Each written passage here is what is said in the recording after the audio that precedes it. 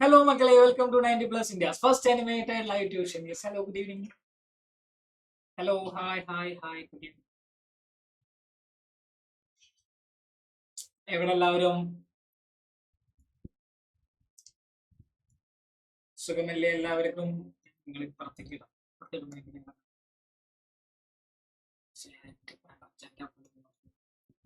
നിങ്ങൾ കണ്ടില്ല ചാറ്റ് വായിക്കാം. സുഖമല്ലേ എല്ലാവർക്കും?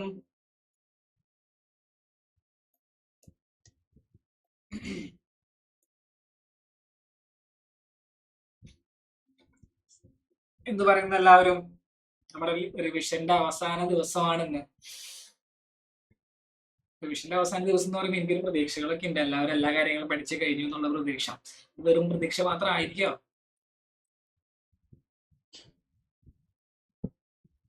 ക്യാമറ ഓൺ ചെയ്തിരിക്കാത്ത അശ്വിൻ,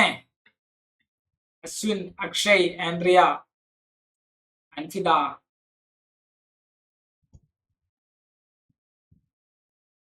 ക്യാമറ ഓൺ ചെയ്ത് വെച്ച എല്ലാവരും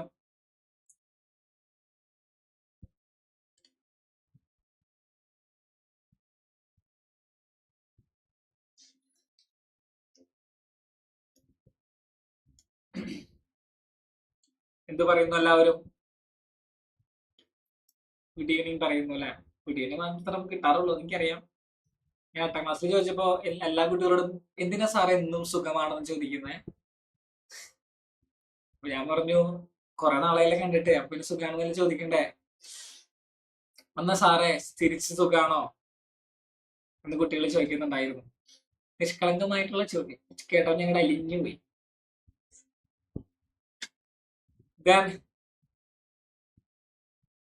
അബിയ, ദൈവമേ, പഴയ അറ്റൻഡൻസ് ഒന്നും ഇല്ലല്ലോ, എല്ലാരും കൂടെ പോയി. നിങ്ങൾക്ക് സ്കൂളുകളിൽ മിഡ് ടൈമോ അങ്ങനെ എന്തെങ്കിലും എക്സാം നടക്കുന്നുണ്ടോ? അപ്പൊ ഇല്ല, ഒരു എക്സാമും ഇല്ല. നിങ്ങളത് പുറമ്പോക്കായി നിങ്ങളുടെ സ്കൂളില്. എന്തായാലും പോകാൻ പോവല്ലേ, സ്കൂള് കഴിഞ്ഞ് എങ്ങോട്ടെങ്കിലും പോകാൻ പോവല്ലേ, അതുകൊണ്ട് എന്തെങ്കിലും ആയിക്കോട്ടെ വിചാരിച്ചിട്ടുണ്ടാവല്ലേ. മിഡ് ടൈമും കാര്യങ്ങളൊന്നും ഇല്ല. ഓക്കെ ഓക്കെ ഓക്കെ പഠിക്കുന്നൊക്കെ ഉണ്ടോ? എല്ലാവരും പഠിക്കുന്നുണ്ട്. എത്ര നേരം പഠിക്കുന്നുണ്ട്?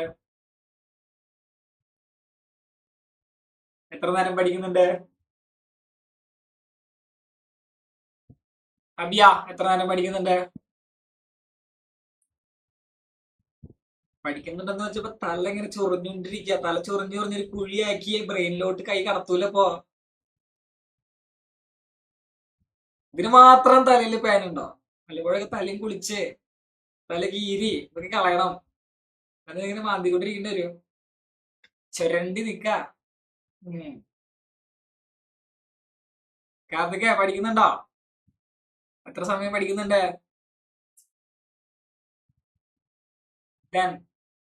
ആശിഷ്, അനന്യ, ജിഷ, അൻസോണ, ഷാഫത്തെ, ക്യാമറ ഓൺ ചെയ്ത് വെച്ചടാ. പഠിക്കുന്നുണ്ട്. എങ്ങനെ പഠിക്കുന്നുണ്ട്? നന്നായിട്ട് പഠിക്കുന്നുണ്ടോ? നിങ്ങൾക്ക് ഇപ്പോ നിങ്ങൾ പ്ലസ് 1 കഴിഞ്ഞു, പ്ലസ് ടു കഴിയാറായി, കുറച്ച് മാസം കൂടി ഉള്ളൂ ഇനി പ്ലസ് 2 കഴിയാൻ. സ്റ്റിൽ നിങ്ങൾക്ക് ഏറ്റവും ടഫ് ആയിട്ടുള്ള സബ്ജക്ട് ഏതാ?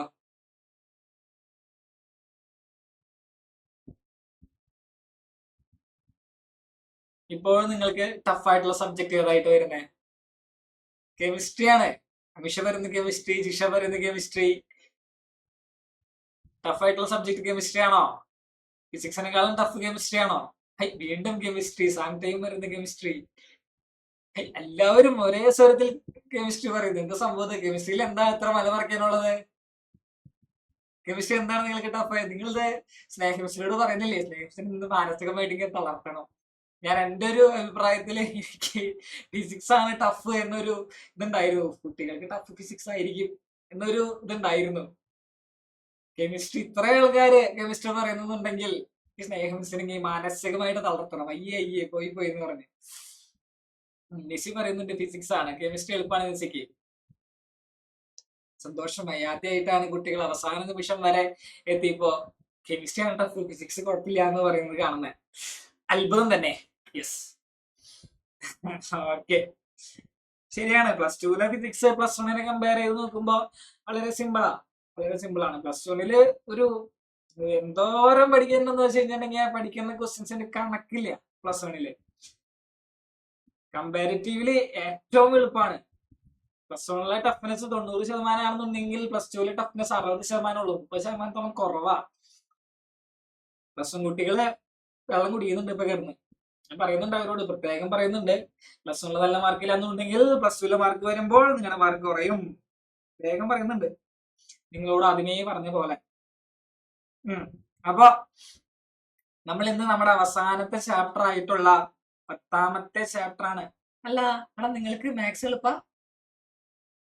ഇന്റഗ്രേഷനും ഡിഫറൻഷിയേഷനും ഒക്കെ നിങ്ങൾക്ക് എളുപ്പമായിട്ട് തോന്നി? എനിക്ക് ഏറ്റവും ബുദ്ധിമുട്ട് മാത്സ് ആയിരുന്നേ. അതാണ് ഞാൻ നിങ്ങളോട് ചോദിക്കുന്നത്. കാരണം മാത്സ് ഇന്റഗ്രേഷൻ എടുത്ത ഇന്റഗ്രേഷൻ ചാപ്റ്റർ സ്റ്റാർട്ട് ചെയ്തു തീരുന്നത് വരെ എനിക്ക് എന്റെ കണ്ണിൽ കണ്ണിക്കേടായിരുന്നു. ആ ഒരു 16 ദിവസം കൊണ്ട് ആ സാറ് ചാപ്റ്റർ എടുത്ത് തീർക്കുകയും ചെയ്തു. പിന്നെ എന്റെ എക്സാമിന്, ഫൈനൽ എക്സാമിന് ആ ഇന്റഗ്രേഷന് ചോദിച്ച ചോദ്യങ്ങൾക്ക് കണക്കുമില്ല. കണ്ടപ്പോ എന്റെ കണ്ണീന്നും പുക പോയി, കണ്ണീന്നും മുക്കിന്നൊക്കെ പുക പോയി. പിന്നെ ചെയ്യാനും പറ്റിയില്ല. പിന്നെ അന്ന് കാലത്ത് ഇതേപോലെ ട്യൂഷനോ കാര്യങ്ങളൊന്നും ഉണ്ടായില്ല. അതുകൊണ്ട് നോട്ട്സ് ഉണ്ടായില്ല, ഒന്നും ഉണ്ടായില്ല.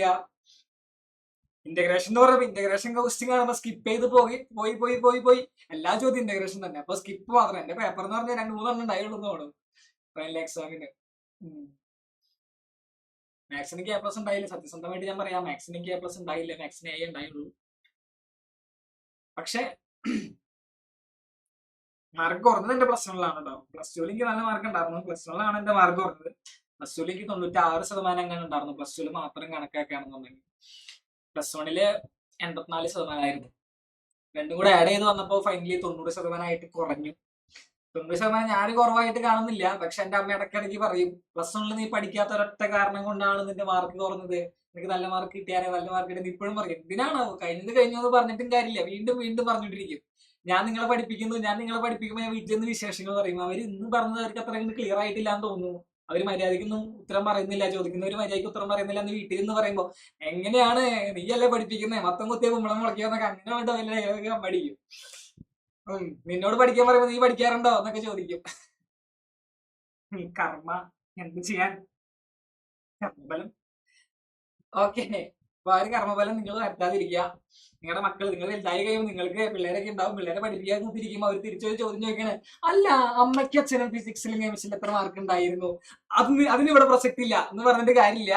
നിങ്ങൾ മാർക്ക് പറയേണ്ടി വരും. നിങ്ങളുടെ മാർക്ക് ഷീറ്റ് ഒക്കെ ചോദിക്കും, കാണേണ്ടി വരും, കാണിച്ചു കൊടുക്കേണ്ടി വരും. അപ്പൊ ആരും നാണക്കേട് ഓർത്തെങ്കിൽ ഇപ്പൊ മര്യാദ കുത്തിന്ന് പഠിക്കാം. ഓക്കെ, ഇപ്പൊ ഒരു മോട്ടിവേഷൻ ആയില്ലേ? യെസ്. ഇനി നമുക്ക് നമ്മുടെ 10ാമത്തെ ചാപ്റ്ററിലോട്ട് കിടക്കാം. Wave optics. ഓക്കെ, ലൈറ്റിനെ പറ്റിയുള്ള എല്ലാ കാര്യങ്ങളും, ലൈറ്റ് എന്ന് പറയുന്നത് ഒരു സ്ട്രേറ്റ് ലൈൻ ആണ് എന്നൊക്കെയാണ് നമ്മൾ റേ ഓപ്റ്റിക്സിൽ പഠിച്ചായിരുന്നത്. റേ ഓപ്റ്റിക്സിലെ ലൈറ്റിന്റെ കുറച്ച് ഫിനോമിനൻസ് പഠിച്ചായിരുന്നു, ഡിസ്പേഷൻ പഠിച്ചായിരുന്നു, സ്കാറ്ററിംഗ് പഠിച്ചിട്ടുണ്ട് അല്ലെ? ഇതൊക്കെ പഠിച്ചായിരുന്നു. റിഫ്രാക്ഷൻ പഠിച്ചിട്ടുണ്ട്, റിഫ്ലക്ഷൻ പഠിച്ചിട്ടുണ്ട്. ഇതൊക്കെ നമ്മുടെ റേ ഓപ്റ്റിക്സ് എന്ന് പറഞ്ഞ ചാപ്റ്ററിൽ പഠിച്ചിട്ടുണ്ട്. ദെൻ വേവ് ഓപ്റ്റിക്സ് എന്ന് പറഞ്ഞാൽ ലൈറ്റിന് എന്തുണ്ടെന്ന് പറയുന്നത്, ഒരു വേവ് നേച്ചർ ഉണ്ടെന്നാ പറയുന്നത്. ഓക്കെ, ലൈറ്റിന് വേവ് നേച്ചർ ഉണ്ട്. ലൈറ്റ് വാക്വത്തിലൂടെ സഞ്ചരിക്കും. ലൈറ്റ് വാക്വത്തിലൂടെ സഞ്ചരിക്കുകയാണെന്നുണ്ടെങ്കിൽ എങ്ങനെ സഞ്ചരിക്കും? അത് ഇലക്ട്രോ മാഗ്നറ്റിക് വേവ് ആണ്. ലൈറ്റ് എന്ന് പറയുന്നത് ഇലക്ട്രോ മാഗ്നറ്റിക് വേവ് ആണ്. അതിന്റെ സ്പീഡ് എന്ന് പറയുന്നത് ലൈറ്റിന്റെ അതേ സ്പീഡ്, അതിന്റെ സ്പീഡ് എന്ന് പറയുന്നത് 3 × 10⁻⁸ മീറ്റർ/സെക്കൻഡ് ആണ് എന്നൊക്കെ നമുക്കറിയാം. ഇതൊക്കെ നമ്മൾ പഠിച്ചിട്ടുള്ളതാണ്. ദെൻ ഇവിടെ വളരെ ഇമ്പോർട്ടന്റ് ആയിട്ട് നമുക്ക് പഠിക്കേണ്ടത് എന്താ? ഹൈഗൻസ് പ്രിൻസിപ്പിൾ ആണ്. ഏറ്റവും ഇമ്പോർട്ടന്റ് ആയിട്ടുള്ള പ്രിൻസിപ്പിൾ ആണ് ഹൈഗൻ പ്രിൻസിപ്പിൾ. ദെൻ 2 മാർക്കിനും 1 മാർക്കിനൊക്കെ ചോദിക്കാൻ സാധ്യതയുള്ള ഒരു ടോപ്പിക് ആണ് ടൈപ്സ് ഓഫ് വേവ് ഫ്രണ്ട് എന്ന് പറയുന്നത്. വേവ് ഫ്രണ്ടുകൾ വരയ്ക്കാൻ, പല ടൈപ്സ് ഓഫ് വേവ് ഫ്രണ്ടുകൾ വരയ്ക്കാനുള്ളത് 1 മാർക്കിനും 2 മാർക്കിനൊക്കെ ചോദിക്കാവുന്ന ചോദ്യമാണ്. ഹൈഗൻ പ്രിൻസിപ്പിൾ എന്ന് പറയുന്നതും 2 മാർക്കിന് ചോദിക്കാവുന്ന ചോദ്യമാണ്. അപ്പൊ 2 മാർക്ക് ഇങ്ങനെ പോയി. ദെൻ റിഫ്ലക്ഷൻ ലോസും റിഫ്രാക്ഷൻ ലോസും രണ്ടും ചോദിക്കുകയാണെന്നുണ്ടെങ്കിൽ 4 മാർക്കിനോ 3 മാർക്കിനോ ഒക്കെ ചോദിക്കുന്ന ചോദ്യമാണ്. ഏറ്റവും ഇമ്പോർട്ടന്റ് ആയിട്ടുള്ള ഹൈഗന്റെ പ്രിൻസിപ്പിൾ ഉപയോഗിച്ച് ലോസ് ഓഫ് റിഫ്രാക്ഷൻ പ്രൂവ് ചെയ്യുക. ദെൻ ഹൈഗന്റെ പ്രിൻസിപ്പിൾ ഉപയോഗിച്ച് ലോസ് ഓഫ് റിഫ്ലക്ഷൻ പ്രൂവ് ചെയ്യുക. വളരെ ഇമ്പോർട്ടന്റ് ആയിട്ടുള്ള, ഏറ്റവും ഇമ്പോർട്ടന്റ് ആയിട്ട് ഈ ഒരു ചാപ്റ്ററിലെ ഡെറിവേഷൻ. ദെൻ പോളറൈസേഷൻ, 2 മാർക്കിന് ചോദിക്കാവുന്ന പോളറൈസേഷൻ. കൂടാതെ നമ്മുടെ സ്ലിറ്റ് എക്സ്പെരിമെന്റ്സ്, യങ്സിന്റെ ഡബിൾ സ്ലിറ്റ് എക്സ്പെരിമെന്റും യങ്സിന്റെ സിംഗിൾ സ്ലിറ്റ് എക്സ്പെരിമെന്റും. ഡബിൾ സ്ലിറ്റ് എക്സ്പെരിമെന്റ് എന്ന് പറയുന്നത് ഇന്റർഫറൻസ് പ്രൂവ് ചെയ്യാൻ വേണ്ടി ചെയ്ത എക്സ്പെരിമെന്റ് ആണ്. സിംഗിൾ സ്ലിറ്റ് എന്ന് പറയുന്നത് ഡിഫ്രാക്ഷൻ പ്രൂവ് ചെയ്യാൻ വേണ്ടി ചെയ്ത എക്സ്പെരിമെന്റ് ആണ്. അപ്പൊ അതിന്റെ ഒക്കെ കൺസ്ട്രക്റ്റീവ് ഇന്റർഫറൻസിന്റെയും ഡിസ്ട്രക്റ്റീവ് ഇന്റർഫറൻസിന്റെ ഒക്കെ ഇക്വേഷൻസ്, ബാൻഡ് വിഡ്ത്തിന്റെ ഇക്വേഷൻസ്, ഡെറിവേഷൻ ഒന്നും പഠിക്കണ്ട, ഇക്വേഷൻ മാത്രം പഠിച്ചു വെച്ചാൽ മതി. ഇക്വേഷൻ ഉപയോഗിച്ച് പ്രോബ്ലം ചെയ്യാൻ വരും, അതൊക്കെ നമുക്ക് പഠിക്കാനുണ്ട്. ഓക്കെ, ഏറ്റവും ഇമ്പോർട്ടന്റ് ആയിട്ട് കാര്യങ്ങൾ ഇതൊക്കെയാണ്. അപ്പൊ നമുക്ക് ചോദ്യത്തിലോട്ട് കടക്കാം.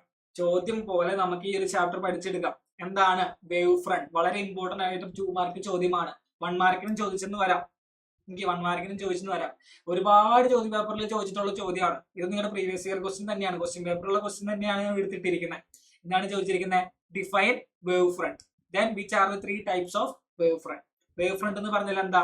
A wave front is defined as the locus of all particles which are vibrating in the same phase. ഒരു സോഴ്സ്, ഒരു പോയിന്റ് സോഴ്സ് ആണെന്നുണ്ടെങ്കിൽ അത് എന്തുണ്ടാക്കും?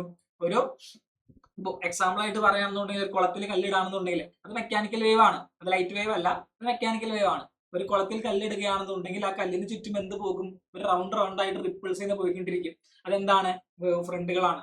അതിലുള്ള ഓരോ പാർട്ടിക്കിൾസും എന്താണ്? സെയിം ഫേസിലായിരിക്കും വൈബ്രേറ്റ് ചെയ്തുകൊണ്ടിരിക്കുന്നത്. ആ സെയിം ഫേസിൽ വൈബ്രേറ്റ് ചെയ്തിരിക്കുന്ന ആ പോയിന്റ്സിന്റെ ഒക്കെ ഒരു കളക്ഷൻ ആണ് എന്ത് പറയുന്നത്? നമ്മുടെ വേവ് ഫ്രണ്ട് എന്ന് പറയുന്നത്. Wave front is defined as the locus of, locus എന്ന് പറഞ്ഞാൽ കളക്ഷൻ. ഓക്കെ, കളക്ഷൻ ആണ്. Collection of all particles which are vibrating in the same phase. Okay, then 3 types of wave front എന്ന് പറഞ്ഞാൽ ഏതൊക്കെയാണ്? 3 types of wave front. Spherical wave front, plane wave front, cylindrical wave front. Okay, spherical എന്ന് പറയുമ്പോൾ ഒരു point source ഉണ്ടാക്കുന്ന, ഒരു point source ഉണ്ടാക്കുന്ന wave front ആണ് സ്ഫെറിക്കൽ ആയിട്ട് വരുന്നത്. ഇപ്പൊ ഒരു അരീസ്കായ എന്ന് പറയുന്ന കുഞ്ഞു സാധനമാണ് അല്ലെ, ഇതെടുത്തൊരു ടെന്നീസ് ബോൾ പൊളിച്ച് അതിന്റെ അകത്ത് വെക്കുകയാണെന്നുണ്ടെങ്കിൽ ആ ടെന്നീസ് ബോൾ ആണ് അരീസ്കായുടെ വേവ് ഫ്രണ്ട് എന്ന് പറയാം. ഞാൻ ഈ ടെന്നീസ് ബോൾ ഞാനൊരു ഫുട്ബോളിനകത്ത് പൊളിച്ച് വെക്കുകയാണെന്നുണ്ടെങ്കിൽ എന്താണ്? ആ ഫുട്ബോൾ ആണ് ആ ടെന്നീസ് ബോളിന്റെ വേവ് ഫ്രണ്ട് എന്ന് പറയാം. ഇതൊക്കെ സ്ഫെറിക്കൽ ഷേപ്പിലാണ് വരിക. ഒരു പോയിന്റ് സോഴ്സ് എടുക്കാൻ, ഒരു ബൾബ് എടുക്കുകയാണെന്നുണ്ടെങ്കിൽ ആ ബൾബിൽ നിന്ന് ഇങ്ങോട്ട് ലൈറ്റ് പോകും, ഇങ്ങോട്ട് ലൈറ്റ് പോകും, സെഡിലായിട്ട് ലൈറ്റ് പോകും അല്ലെ, സ്ഫെറിക്കൽ ആയിട്ടാണ് ലൈറ്റ് പോകുക. Set. Then plane wave front എന്ന് പറഞ്ഞാൽ, ഓക്കെ, പ്ലെയിൻ വേവ് ഫ്രണ്ട് എന്ന് പറഞ്ഞാൽ എന്താണ്? ഇൻഫിനിറ്റ് ആയിട്ടുള്ള സോഴ്സിൽ നിന്ന് വരുന്ന വേവ് ഫ്രണ്ടുകളാണ് പ്ലെയിൻ വേവ് ഫ്രണ്ട്. ഓക്കെ, അതായത് സ്റ്റാറുകൾ, നക്ഷത്രങ്ങളിൽ നിന്ന് വരുന്ന വേവ് ഫ്രണ്ട് എന്താ? പ്ലെയിൻ വേവ് ഫ്രണ്ട് ആണ്. അവിടെ നിന്ന് ലൈറ്റ് വരുന്നുണ്ട്. ചന്ദ്രനിൽ നിന്ന് വരുന്ന വേവ് ഫ്രണ്ട് എന്താണ്? പ്ലെയിൻ വേവ് ഫ്രണ്ട് ആണ്. സൂര്യനിൽ നിന്ന് വരുന്ന ലൈറ്റ്, അതിന്റെ വേവ് ഫ്രണ്ട് എന്ന് പറഞ്ഞാൽ എന്താണ്? പ്ലെയിൻ വേവ് ഫ്രണ്ട് ആണ്. ഇതൊക്കെ സ്ഫെറിക്കൽ ആയിട്ടുള്ളതും റൗണ്ട് ആയിട്ടുള്ളതാണ്. പക്ഷെ എന്താണ്? നമ്മൾ അടുത്ത് വരുമ്പോൾ അതിന്റെ ചെറിയൊരു പോർഷൻ മാത്രമേ നമുക്ക് കാണുന്നുള്ളൂ. അപ്പൊ നമുക്ക് പ്ലെയിൻ ആയിട്ട് തോന്നും. അതുകൊണ്ടാണ് പ്ലെയിൻ വേവ് ഫ്രണ്ട് എന്ന് വിളിക്കുന്നത്. ആക്ച്വലി സ്ഫെറിക്കൽ തന്നെയാണ്, പക്ഷെ നമ്മൾ അടുത്ത് വരുമ്പോൾ നമുക്കത് ചെറിയ പോർഷൻ മാത്രം കാണുന്നതുകൊണ്ട് അതിനെ പ്ലെയിൻ ആയിട്ട് തോന്നിക്കും. Okay, then spherical wave front എന്ന് പറയുന്നത് കണ്ടോ? For a point source emitting wave uniformly in all direction, wave front will be spherical. ചിത്രം വരയ്ക്കാൻ പറഞ്ഞാൽ ഇങ്ങനെ ചിത്രം വരച്ചു വെക്കണം. ഓക്കെ, ചിത്രം വരയ്ക്കാൻ പറഞ്ഞാൽ ഇങ്ങനെ ചിത്രം വരച്ചു വെക്കണം. Then പ്ലെയിൻ വേവ് ഫ്രണ്ട് എന്ന് പറഞ്ഞാൽ എന്താണ്? കണ്ടോ? ഇൻഫിനിറ്റ് ആയിട്ടുള്ള സൂര്യനിൽ നിന്ന് വരുന്ന സോഴ്സ് എന്താണ്? സ്ഫെറിക്കൽ ആയിട്ടാണ് വരിക.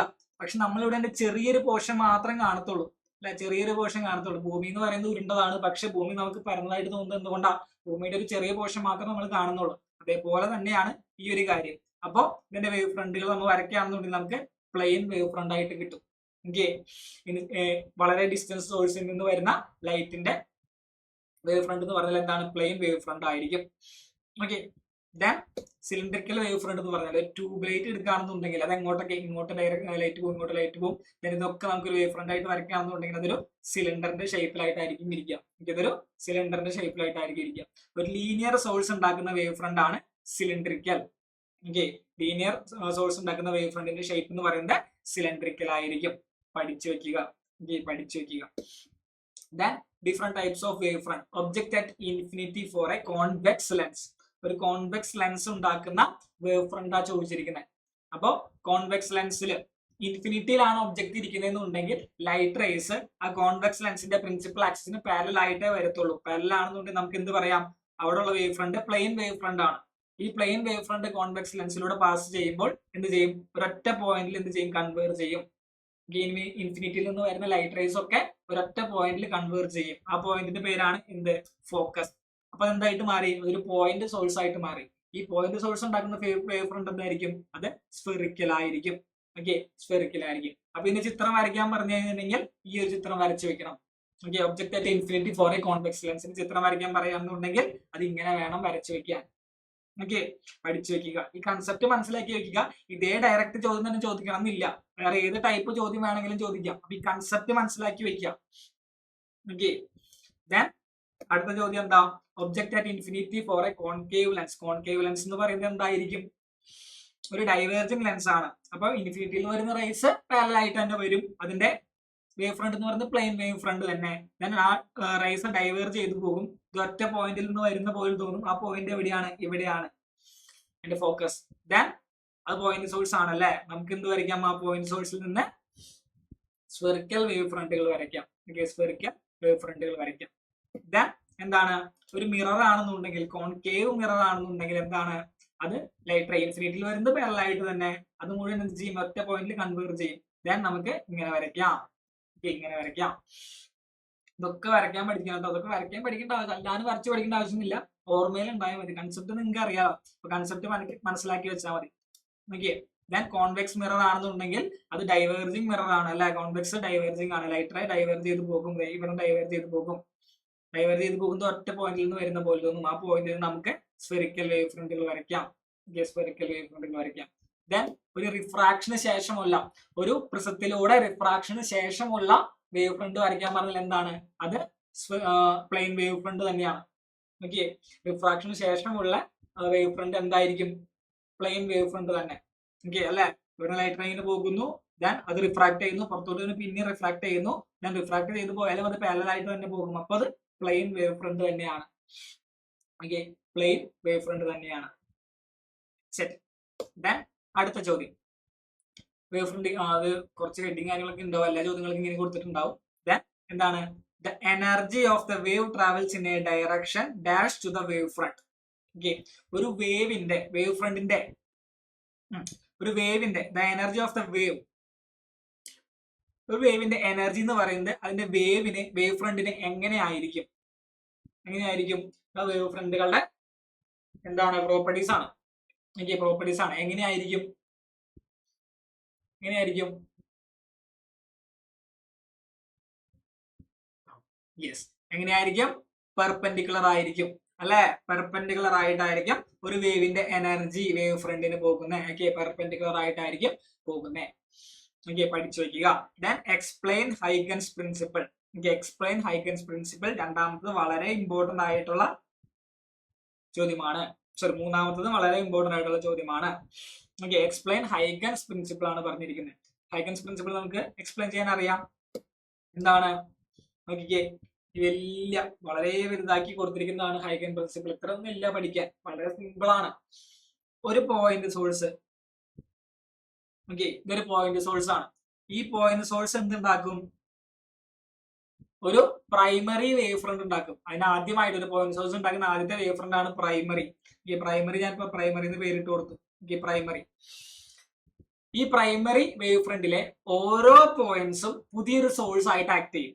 ഓക്കെ, ഓരോ പോയിന്റ്സും, ഇവിടെയുള്ള പോയിന്റ്, ഇവിടെയുള്ള പോയിന്റ്, ഇവിടെയുള്ള പോയിന്റ്, ഇവിടെയുള്ള പോയിന്റ്, ഇവിടെയുള്ള പോയിന്റ്, ഇവിടെയുള്ള പോയിന്റ്, ഓരോ പ്രൈമറി വേവ് ഫ്രണ്ടിലെ ഓരോ പോയിന്റ്സും പുതിയൊരു സോഴ്സ് ആയിട്ട് ആക്ട് ചെയ്യും. അതെന്താണ്? പോയിന്റ് സോഴ്സ് ആയിട്ടാണ് ആക്ട് ചെയ്യുന്നത്. ഈ പോയിന്റ് സോഴ്സ് എന്തുണ്ടാക്കും? പുതിയ സെക്കൻഡറി വേവ്ലെറ്റുകൾ ഉണ്ടാക്കും. സെക്കൻഡറി വേവ്ലെറ്റുകൾ ഉണ്ടാക്കും. ദെൻ ഈ സെക്കൻഡറി വേവ്ലെറ്റുകളിൽ നിന്ന് നമ്മൾ ടാൻജന്റ് വരയ്ക്കുകയാണെന്നുണ്ടെങ്കിൽ, ടാൻജന്റ് വരച്ചു, അടുത്ത ടാൻജന്റ് വരച്ചു, അടുത്ത ടാൻജന്റ് വെച്ച്, ടാൻജന്റ് വെച്ച്, ടാൻജന്റ് വെച്ച്, ടാൻജന്റ് വെച്ച്, ടാൻജന്റ് വരച്ചു. ഇതെന്താണ്? സെക്കൻഡറി വേവ്ലെറ്റ് ആണ് അല്ലെ. സെക്കൻഡറി വേവ്ലെറ്റ് ആണ്. ദെൻ നമ്മൾ ടാൻജന്റ് വരച്ചുണ്ടാക്കിയത് എന്താ? സെക്കൻഡറി വേവ് ഫ്രണ്ട് ആണ്. ഓക്കെ, സെക്കൻഡറി വേവ് ഫ്രണ്ട് ആണ്. ഇതാണ് ഹൈഗൻസ് പ്രിൻസിപ്പിൾ എന്ന് പറയുന്നത്. ഇതാണ് ഹൈഗന്റെ പ്രിൻസിപ്പിൾ എന്ന് പറയുന്നത്. ഇത്രേ ഉള്ളൂ. എന്താണ്? according to Huygens principle, every point on a given wavefront acts as a new source of tiny secondary waves called secondary wavelet. Okay, ഒരു സോഴ്സിൽ നിന്നുണ്ടാക്കിയ പ്രൈമറി വേവ് ഫ്രണ്ടിലെ എല്ലാ പോയിന്റ്സും എന്തായിട്ട് ആക്ട് ചെയ്യും? പുതിയൊരു സോഴ്സ് ആയിട്ട് ആക്ട് ചെയ്യും. ആ പുതിയൊരു സോഴ്സ് എന്തുണ്ടാക്കും? സെക്കൻഡറി വേവ്ലെറ്റുകൾ ഉണ്ടാക്കും. These wavelet spread out in all direction with same speed as the original wave. അതായത് ആദ്യത്തെ വേവിന്റെ, പ്രൈമറി വേവിന്റെ സ്പീഡിൽ തന്നെയായിരിക്കും എന്തും പോകുന്നത്? ആ സെക്കൻഡറി വേവ്ലെറ്റുകളും പോകുന്നത്. Then the new wave front at a later time is the surface that touches all the secondary wavelet from the previous wavefront. Then in this way, Huygens principle help us to understand how light waves move forward. അതായത് secondary വേവിൽ നിന്ന് വരയ്ക്കുന്ന ഓരോ ടാൻജന്റും നമുക്ക് എന്ത് തരും? Secondary wave front തരും. Okay, അപ്പോ ഈ ഒരു പ്രിൻസിപ്പിളിൽ നിന്ന് നമുക്ക് എന്ത് മനസ്സിലായി? ലൈറ്റ് എങ്ങനെ മൂവ് ചെയ്യും? Light waves move forward. ഇത് ഫ്രണ്ടിലോട്ട് തിരിച്ചു വരില്ലവന്മാര്. ഓക്കെ, നിങ്ങൾ കണ്ടിട്ടുണ്ട്, ഒരു കല്ല് കുളത്തിലോട്ട് ഇട്ടു, ദെൻ ആ വേവ് ഫ്രണ്ടുകൾ എങ്ങനെ പോയി? ഇങ്ങനെ പോയി. അത് തിരിച്ചു വരുന്നത് കണ്ടിട്ടുണ്ടോ എപ്പോഴെങ്കിലും? ഉണ്ടോ? ഒരു കല്ല് കുളത്തിലോട്ട് ഇട്ടാൽ തിരിച്ചു വരില്ല. കാരണം എന്താ? അങ്ങോട്ട് പോകുമ്പോൾ അതിന്റെ ആംപ്ലിറ്റ്യൂഡ് മാക്സിമം ആയിരിക്കും. ഓക്കെ, അങ്ങോട്ട് വികസിച്ച് പോകുമ്പോൾ അതിന്റെ ആംപ്ലിറ്റ്യൂഡ് മാക്സിമം ആയിരിക്കും. തിരിച്ചു വരുമ്പോൾ അതിന്റെ ആംപ്ലിറ്റ്യൂഡ് 0. അപ്പൊ നമുക്ക് അത് കാണാൻ പറ്റില്ല. തിരിച്ചു വരുമ്പോൾ അതിന്റെ ആംപ്ലിറ്റ്യൂഡ് 0. ഓക്കെ, അതാണ് ഇവിടെ പറയുന്നത്. ഹൈഗന്റെ പ്രിൻസിപ്പിൾ പ്രകാരം വേവ് ഫ്രണ്ടിലോട്ട് പോകുമ്പോൾ അത് ഫ്രണ്ടിലോട്ടാണ് പോകുക. ഓക്കെ, തിരിച്ചു വരില്ല. It also explains many properties of light such as reflection, refraction, and the light spreads when it passes through a small openings. Okay, ഈ ഒരു പ്രിൻസിപ്പിൾ എന്തിനൊക്കെ എക്സ്പ്ലെയിൻ ചെയ്യും? റിഫ്ലക്ഷനെ പറ്റിയും റിഫ്രാക്ഷനെ പറ്റിയും ഒക്കെ എക്സ്പ്ലെയിൻ ചെയ്യും. അതിന്റെ ഡെറിവേഷൻസ് ആണ് നമുക്ക് ഇനി പഠിക്കാനുള്ളത്. അപ്പോൾ ഇത് അത്രയും ഇമ്പോർട്ടന്റ് ആയിട്ടുള്ളൊരു ലോ ആണ്. എനിക്ക് അത്രയും ഇമ്പോർട്ടന്റ് ആയിട്ടുള്ളൊരു ലോ ആണ്. പഠിച്ചു വെക്കണം, മറക്കാണ്ട് പഠിച്ചു വെക്കണം. ഓക്കെ, മാർക്കിന് ചോദിക്കാൻ വേറെ ഈ ചാപ്റ്ററിൽ ചോദ്യങ്ങളൊന്നും ഇല്ല. ചോദിക്കാൻ പറ്റിയ ഒരു ചോദ്യമാണ് അത്, ഹൈഗന്റെ പ്രിൻസിപ്പിൾ എക്സ്പ്ലെയിൻ ചെയ്യാൻ പറഞ്ഞിട്ട്. ഓക്കെ, ഇത് വരയ്ക്കാനുള്ള കാര്യങ്ങളൊക്കെ നമ്മൾ ഓൾറെഡി പറഞ്ഞു തന്നിട്ടുള്ളതാണ്. ഹൈഗന്റെ പ്രിൻസിപ്പിൾ എന്തിനൊക്കെ ഹെൽപ്പ് ചെയ്യുന്ന തൊട്ടുമുന്നേ പറഞ്ഞ കാര്യം, light travels in A straight line. Light ഒരു സ്ട്രേറ്റ് ലൈനിൽ ട്രാവൽ ചെയ്യുന്ന കാര്യം, ദെൻ റിഫ്ലക്ഷനും റിഫ്രാക്ഷനെ പറ്റിയും, ദെൻ എങ്ങനെയാണ് സ്പേസിൽ വേവ് ഫ്രണ്ടുകൾ പ്രൊപ്പഗേറ്റ് ചെയ്യുന്നത് എന്നുള്ള കാര്യം ഒക്കെ ഹൈഗന്റെ പ്രിൻസിപ്പിൾ എക്സ്പ്ലെയിൻ ചെയ്യുന്നുണ്ട്.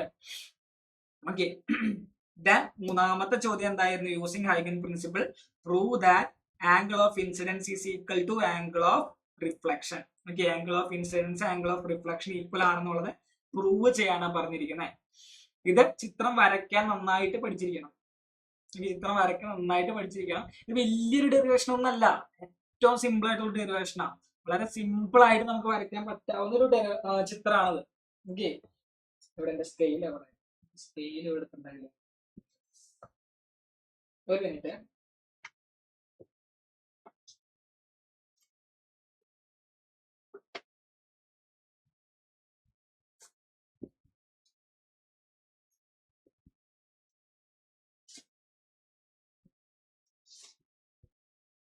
സ്കെയിൽ കാണുന്നില്ല, സാറില്ല, നമുക്കൊരു ബുക്ക് ചെയ്യാം. അപ്പൊ ഇത് വരയ്ക്കുന്നത് വളരെ സിമ്പിൾ ആയിട്ടുള്ള കാര്യമാണ്, നമുക്കറിയാം. ഞാൻ വരച്ച് കാണിച്ചു തരാം. ഓക്കെ,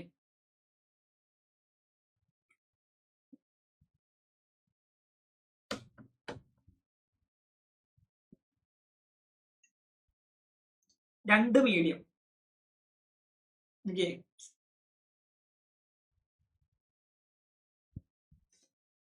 രണ്ട് മീഡിയം ലൈറ്റ് ഈ സർഫസിൽ തട്ടി റിഫ്ലക്ട് ചെയ്യാന്ന് വിചാരിക്കുന്നത്. മീഡിയം അല്ല, ഈ ഒരു സർഫസിൽ തട്ടി ലൈറ്റ് റിഫ്ലക്ട് ചെയ്യുന്നു.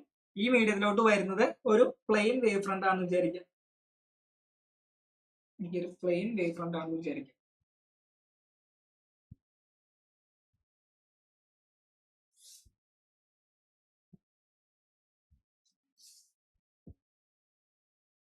ഓക്കെ, ഇതാണ് ആ പ്ലെയിൻ വേവ് ഫ്രണ്ട്. ഈ പ്ലെയിൻ വേവ് ഫ്രണ്ടിന് ഞാൻ എന്ത് പേരിട്ട് കൊടുക്കുന്നു?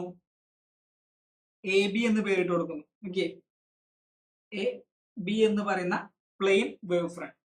ഓക്കെ, ദെൻ T ടൈമില് എന്ത് ചെയ്യുന്നു? ഇത് പാസ് ചെയ്യുന്നു. ഓക്കെ, B എന്ന് പറയുന്നത് C എന്ന് പറയുന്ന പോയിന്റിലോട്ട് ചെന്ന് മുട്ടാണ്. ഓക്കെ, C എന്ന് പറയുന്ന പോയിന്റിൽ നിന്ന് മുട്ടി. ദെൻ അതേ ടൈമില് ഈ ഒരു പോയിന്റ് എന്ത് ചെയ്യും? ഇവിടുന്ന് റിഫ്ലക്ട് ചെയ്യും അല്ലെ? ഇവിടുന്ന് റിഫ്ലക്ട് ചെയ്യും. അപ്പൊ റിഫ്ലക്ട് ചെയ്യുന്നതിന് മുന്നേ ഹൈഗന്റെ പ്രിൻസിപ്പിൾ പ്രകാരം ഇങ്ങനെയല്ല. സി എന്ന് പറഞ്ഞ പോയിന്റില് ബി എന്ന് പറയുന്ന പോയിന്റ് എത്തി. ഓക്കെ, ഇനി ഹൈഗന്റെ പ്രിൻസിപ്പിൾ പ്രകാരം നമ്മൾ ഇത് എങ്ങനെ വരയ്ക്കുക? ഹൈഗന്റെ പ്രിൻസിപ്പിൾ പ്രകാരം നമ്മൾ ഈ ബിയിലും സിയിലും ഒരു കോമ്പസ് കുത്താം. അതിന്റെ ബി സി എത്രയാണെന്ന് അളക്കാം. ഓക്കെ, ബി സി എത്രയാണെന്ന് നമ്മൾ അളക്കുന്നു. എന്നിട്ട് എന്ത് ചെയ്യും? പോയിന്റ് എയിൽ വെച്ചിട്ട് ഒരു ആർക്ക് കട്ട് ചെയ്യും. ഓക്കെ, പോയിന്റ് എയിൽ വെച്ചിട്ട് ഒരു ആർക്ക് കട്ട് ചെയ്യും. എന്നിട്ട് നമ്മൾ എന്ത് ചെയ്യും? ഇതിൽ നിന്ന് ഇവിടെയോട്ടൊരു ടാൻജന്റ് വരയ്ക്കും. ഓക്കെ, ഇവിടെയോട്ടൊരു ടാൻജന്റ് വരയ്ക്കും.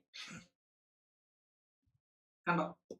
കറക്റ്റ് ഒരു ടാൻജന്റ് വരയ്ക്കുമ്പോൾ ഒരു ടാൻജന്റ് വരയ്ക്കണം. ദെൻ ടാൻജന്റ് വരയ്ക്കുമ്പോൾ നമുക്ക് എന്ത് കിട്ടും? ആ ടാൻജന്റിലോട്ട് നമ്മൾ കൂട്ടിമുട്ടിക്കാം. ഓക്കെ, ടാൻജന്റിലോട്ട് നമ്മളിങ്ങനെ കൂട്ടിമുട്ടിക്കും. ഓക്കെ, ഇങ്ങനെ ടാൻജന്റ് വരച്ചു. ഓക്കെ, ടാൻജന്റ് വരച്ചതിന് ശേഷമാണ് നമ്മൾ ഈ ഒരു ലൈൻ വരയ്ക്കുന്നത്. ഓക്കെ, ടി ടൈമിലാണ് ഈ മീഡിയത്തിലെ വെലോസിറ്റി എന്തായിരിക്കും? സെയിം ആണ്. ഓക്കെ, ആ മീഡിയത്തിലെ വെലോസിറ്റി സെയിം ആയിരിക്കും. അപ്പോൾ ബി സിന്റെ വെലോസിറ്റിയും ഈ പോയിന്റ് ഡി ആണ്. എ ഡിന്റെ വെലോസിറ്റി എന്തായിരിക്കും? സെയിം ആയിരിക്കും, ബി തന്നെയായിരിക്കും. ഓക്കെ, ബി തന്നെയായിരിക്കും. ദെൻ ഈ എ സിയും എ ഡിയും ബി സിയും ട്രാവൽ ചെയ്ത ഡിസ്റ്റൻസ് എന്ന് പറയുന്നത് എന്താ? വി ഇൻറ്റു ടി ആയിരിക്കും.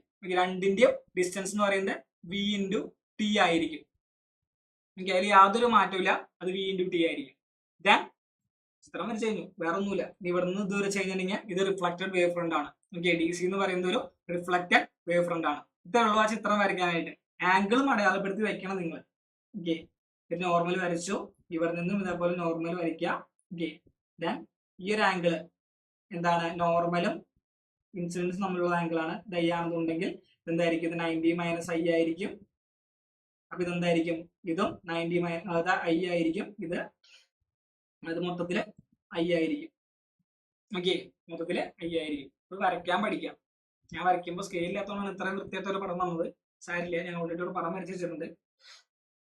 ഓക്കെ, ഞാൻ ഒന്നും കൂടെ പറഞ്ഞുതരാം. അതായത് നമ്മുടെ എ ബി എന്ന് പറയുന്നത് ഇൻസിഡന്റ് വേവ് ഫ്രണ്ട് ആണ്. എ ബി എന്ന് പറയുന്നത് ഇൻസിഡന്റ് വേവ് ഫ്രണ്ട് ആണ്. ദെൻ ടി ടൈമിൽ, ഡെൽറ്റ ടി ടൈമിൽ എന്ത് ചെയ്യും? ബി എന്നുള്ളത് സിയിലോട്ട് നിന്ന് മുട്ടും. അതേ ടൈമിൽ തന്നെ എയിൽ നിന്ന് റിഫ്ലക്ട് ചെയ്ത് ഇവിടേക്ക് വരണം. ഇവിടേക്ക് വരണം. അപ്പോൾ അത് എത്ര ദൂരം ട്രാവൽ ചെയ്ത് നമുക്ക് അറിയില്ല. സെയിം ടൈം ആയതുകൊണ്ട് തന്നെ നമുക്ക് ബിയിൽ നിന്ന് സിയിലോട്ട് കോമ്പോസിറ്റ് അളന്ന് ഇതേ അളവ് ഇവിടെ ഒരു ആർക്ക് കട്ട് ചെയ്യാം. ആർക്ക് കട്ട് ചെയ്തതിന് ശേഷം അതിൽ നിന്നൊരു ടാൻജന്റ് വരച്ചു. ടാൻജന്റ് വരച്ചു കഴിഞ്ഞപ്പോൾ നമുക്ക് എന്ത് കിട്ടി? അവിടെ നമുക്ക് നമ്മുടെ റിഫ്ലക്റ്റഡ് വേവ് ഫ്രണ്ട് കിട്ടി. റിഫ്ലക്റ്റഡ് വേവ് ഫ്രണ്ട് കിട്ടി. നമുക്ക് ഇവിടെ ലോസ് ഓഫ് റിഫ്ലക്ഷൻ പ്രൂവ് ചെയ്യണമെന്നുണ്ടെങ്കിൽ ഈ ആംഗിളും ഈക്വൽ ആണെന്ന് പ്രൂവ് ചെയ്താൽ മതി. ഓക്കെ, ഇവിടെയുള്ള ആംഗിൾ ഐയും ഇവിടെയുള്ള ആംഗിൾ ആറും ഈക്വൽ ആണെന്ന് മാത്രം പ്രൂവ് ചെയ്താൽ മതി. ഓക്കെ, അപ്പൊ അത് പ്രൂവ് ചെയ്യണമെന്നുണ്ടെങ്കിൽ എന്ത് വേണം? ഈ ആംഗിൾ ഐ ആണെന്നുള്ളത് ആദ്യം കണ്ടുപിടിക്കണം, ഈ ആംഗിൾ ആറാണെന്നുള്ളത് കണ്ടുപിടിക്കണം. പക്ഷെ അതിലോട്ട് അങ്ങോട്ട് കിടക്കണ്ട. നിങ്ങൾ ജസ്റ്റ് ഒരു കാര്യം ചിന്തിച്ചാൽ മതി. സർഫസും ഇൻസിഡന്റ് വേവ് ഫ്രണ്ടും ഉണ്ടാക്കുന്ന ആംഗിൾ ഓഫ് ഇൻസിഡൻസ് ആണ്. ഓക്കെ, സർഫസും കളതരാണ് എങ്കിലും സർഫസും ഇൻസിഡന്റ് വേവ് ഫ്രണ്ട് ഉണ്ടാക്കുന്ന ആംഗിൾ ഓഫ് ഇൻസിഡൻസ് ആണ്. ദെൻ സർഫസും റിഫ്ലക്റ്റഡ് വേവ് ഫ്രണ്ട് തമ്മിൽ ഉണ്ടാക്കുന്ന ആംഗിൾ ഓഫ് റിഫ്ലക്ഷൻ ആണ്. അതങ്ങോട്ട് പഠിച്ചു വെക്കുക. അല്ലാന്നുണ്ടെങ്കിൽ നിങ്ങൾ കണ്ടെത്താം നോർമലും ഇൻസിഡന്റ് വേവ് ഫ്രണ്ടുമുള്ള ആംഗിൾ ഓഫ് ഇൻസിഡൻസ് ആണ്. ഇത് മൊത്തം 90 ഡിഗ്രി ആയിരിക്കും. എങ്കിൽ ഇതെന്തായിരിക്കും? 90 മൈനസ് ഐ ആയിരിക്കും. ദെൻ ഇതെന്താണ്? 90 ആണ്. ഇത് 90 മൈനസ് ഐ ആണെന്നുണ്ടെങ്കിൽ ഇതെന്തായിരിക്കും? ഐ ആയിരിക്കും. ദെൻ അതും അതേപോലെ തന്നെ ഇവിടെ ഇത് ആംഗിൾ ഓഫ് റിഫ്ലക്ഷൻ ആണെന്നുണ്ടെങ്കിൽ ഇതെന്തായിരിക്കും? 90 മൈനസ് ആർ ആയിരിക്കും. 90 മൈനസ് ആണെന്നുണ്ടെങ്കിൽ ഇത് മൊത്തം 90 ആണ്. 90 മൈനസ് ആറോടെ പോയി ഇവിടെ 6 കിട്ടും. അങ്ങനെ എഴുതി വെച്ചാൽ മതി. അല്ലാന്നുണ്ടെങ്കിൽ ചിത്രം വരയ്ക്കുന്നത് ഇങ്ങനെയൊക്കെ പഠിച്ച് അങ്ങോട്ട് എഴുതി വെച്ചോളാം. ഓക്കെ, ദെൻ ഇത് പ്രൂവ് ചെയ്യാൻ വേണ്ടിയിട്ട് നമ്മൾ രണ്ട് ട്രയാങ്കിൾ കൺസിഡർ ചെയ്യും. ട്രയാങ്കിൾ എ ബി സിയും ആദ്യം triangle A B C consider ചെയ്യും. Okay, triangle A B C consider ചെയ്യും. Then triangle A D C consider ചെയ്യും. Triangle A D C consider ചെയ്യും.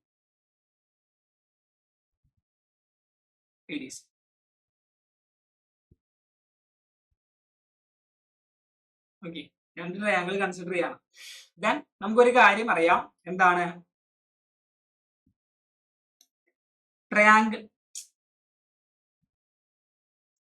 ട്രയാങ്കിൾ എ ബി സിയും ട്രയാങ്കിൾ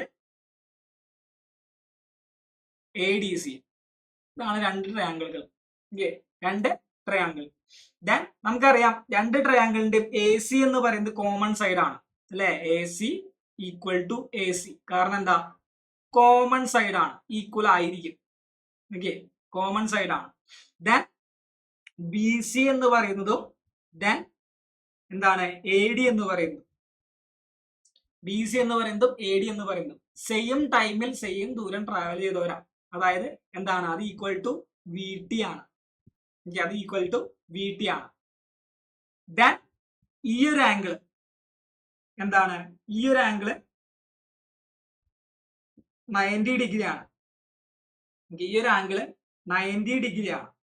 ഈ ഒരു ആംഗിൾ 90 ഡിഗ്രി ആണ്. അപ്പൊ നമുക്ക് എന്ത് പറയാം, angle A B C equal to angle A D C എന്ന് പറയാം അല്ലെ, എ ഡി സി എന്ന് പറയാം. ഓക്കെ, അപ്പൊ നമുക്ക് എന്ത് കിട്ടി, രണ്ട് സൈഡും ഒരു ആംഗിളും ഈക്വൽ ആണെന്നുണ്ടെങ്കിൽ, ഓക്കെ, രണ്ട് സൈഡുകളും അതിന്റെ ഒരു ആംഗിളും ഈക്വൽ ആണെന്നുണ്ടെങ്കിൽ സെയിം സൈഡിന്റെ ഓപ്പോസിറ്റ് ആംഗിളും എന്തായിരിക്കും, ഈക്വൽ ആയിരിക്കും. ഓക്കെ, രണ്ട് ആംഗിളും ദെൻ ഒരു ആംഗിളും ഈക്വൽ ആണെന്നുണ്ടെങ്കിൽ ഈക്വൽ ആയിട്ടുള്ള സൈഡുകളുടെ ഓപ്പോസിറ്റ് സൈഡ്സും എന്തായിരിക്കും, ഈക്വൽ ആയിരിക്കും. അതായത് ബി സിന്റെ ഓപ്പോസിറ്റ് ഉള്ള ആംഗിൾ ഐ, ദെൻ എ ഡിന്റെ ഓപ്പോസിറ്റ് ആംഗിൾ ആർ, രണ്ടും ഈക്വൽ ആയിരിക്കും. കാരണം എന്താ, രണ്ട് സൈഡും ഒരു ആംഗിളും ഈക്വൽ ആണെന്നുണ്ടെങ്കിൽ ആ ട്രയാംഗിൾസ് എന്ത് ട്രയാംഗിൾസ് ആയി, കോൺഗ്രുവന്റ് ട്രയാംഗിൾസ് ആയി, ഈക്വൽ ട്രയാംഗിൾസ് ആയി അല്ലെ. അതായത് triangle A B C congruent of A D C. Okay, A D C. അപ്പൊ നമുക്ക് പറയാം എന്താണ്, angle of incidence equal to angle of reflection എന്ന് പറയാം. പ്രൂവ് ചെയ്തു, ഇത്രേ ഉള്ളൂ പ്രൂഫ്. ഓക്കെ, വളരെ സിമ്പിൾ ആയിട്ടത് പ്രൂവ് ചെയ്തു. വളരെ സിമ്പിൾ ആണ്, യാതൊരു ബുദ്ധിമുട്ടില്ല ചെയ്യാൻ, യാതൊരു ബുദ്ധിമുട്ടുമില്ല. ദെൻ ചോദ്യത്തിൽ ചോദിച്ചിരിക്കുന്നത് എന്താ, ചോദിച്ച കാര്യം ശ്രദ്ധിക്കാം, angle of incidence is equal to angle of reflection എന്ന് മാത്രമേ ചോദിച്ചിട്ടുള്ളൂ. അപ്പൊ നമുക്ക് ആകെ പ്രൂവ് ചെയ്യേണ്ട കാര്യം എന്താ, ഐ ഈക്വൽ ടു ആർ. പക്ഷെ ലോസ് ഓഫ് റിഫ്ലക്ഷൻ എന്ന് പറയുന്നത് രണ്ടെണ്ണം ഉണ്ട് ഇല്ലേ, ലോസ് ഓഫ് റിഫ്ലക്ഷൻ എന്ന് പറയുന്നത് രണ്ടെണ്ണം ഉണ്ട്. ഏതൊക്കെയാണ്, incident ray, normal, reflected ray lies in the same plane, അതും കൂടി ഉണ്ട്. അപ്പോ ഇവിടെ പ്രൂവ് ചെയ്യാൻ ചോദിച്ചത് angle of incidence is equal to angle of reflection ആണ്. അപ്പോൾ നമുക്ക് ഇതുവരെ പ്രൂവ് ചെയ്ത് വെച്ചാൽ മതി. പക്ഷെ prove laws of reflection using ഹൈഗൻ പ്രിൻസിപ്പിൾ ചോദിക്കുകയാണെന്നുണ്ടെങ്കിൽ ഒരു പോയിന്റും കൂടെ എക്സ്ട്രാ എഴുതി വെക്കണം. ഓക്കെ, ഒരു പോയിന്റും കൂടെ എക്സ്ട്രാ എഴുതി വെക്കണം. നോക്കിക്കേ, തൊട്ട് മുന്നത്തെ ചോദ്യം നമ്മൾ ഇവിടം വരെ എഴുതിയാൽ മതി, ഇവിടം വരെ എഴുതിയാൽ മതി. പക്ഷെ ലോസ് ഓഫ് റിഫ്ലക്ഷൻ ആണ് പ്രൂവ് ചെയ്യാൻ പറഞ്ഞത്, നമ്മൾ ഈ ഒരു കാര്യം കൂടെ എഴുതി വെക്കണം. എല്ലാവരും ഇപ്പോഴേ എഴുതി വെച്ചോ, അല്ലാന്നുണ്ടെങ്കിൽ എവിടെയെങ്കിലും എഴുതി വെച്ചോ. Incident wave front perpendicular to the paper, then reflected wave front perpendicular to the paper, then surface perpendicular to the paper. Okay, എങ്കിൽ നമുക്ക് പറയാം എന്താണ്, incident ray, then reflected ray, normal lies in the same plane. അപ്പോ hence proved, അത്രേ ഉള്ളൂ. Okay, അപ്പൊ hence proved.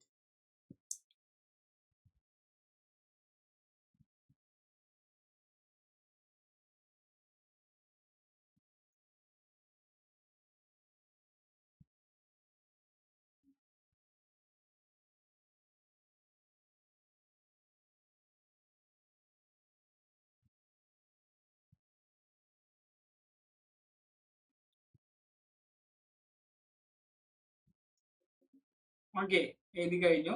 Then ഇതിന്റെ balance ഇതാണ്.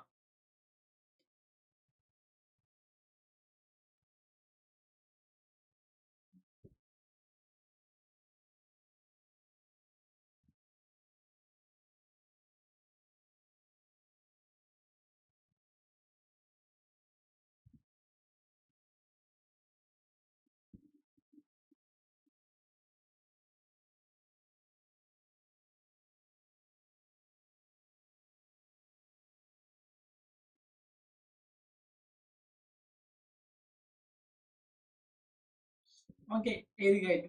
സെറ്റ്.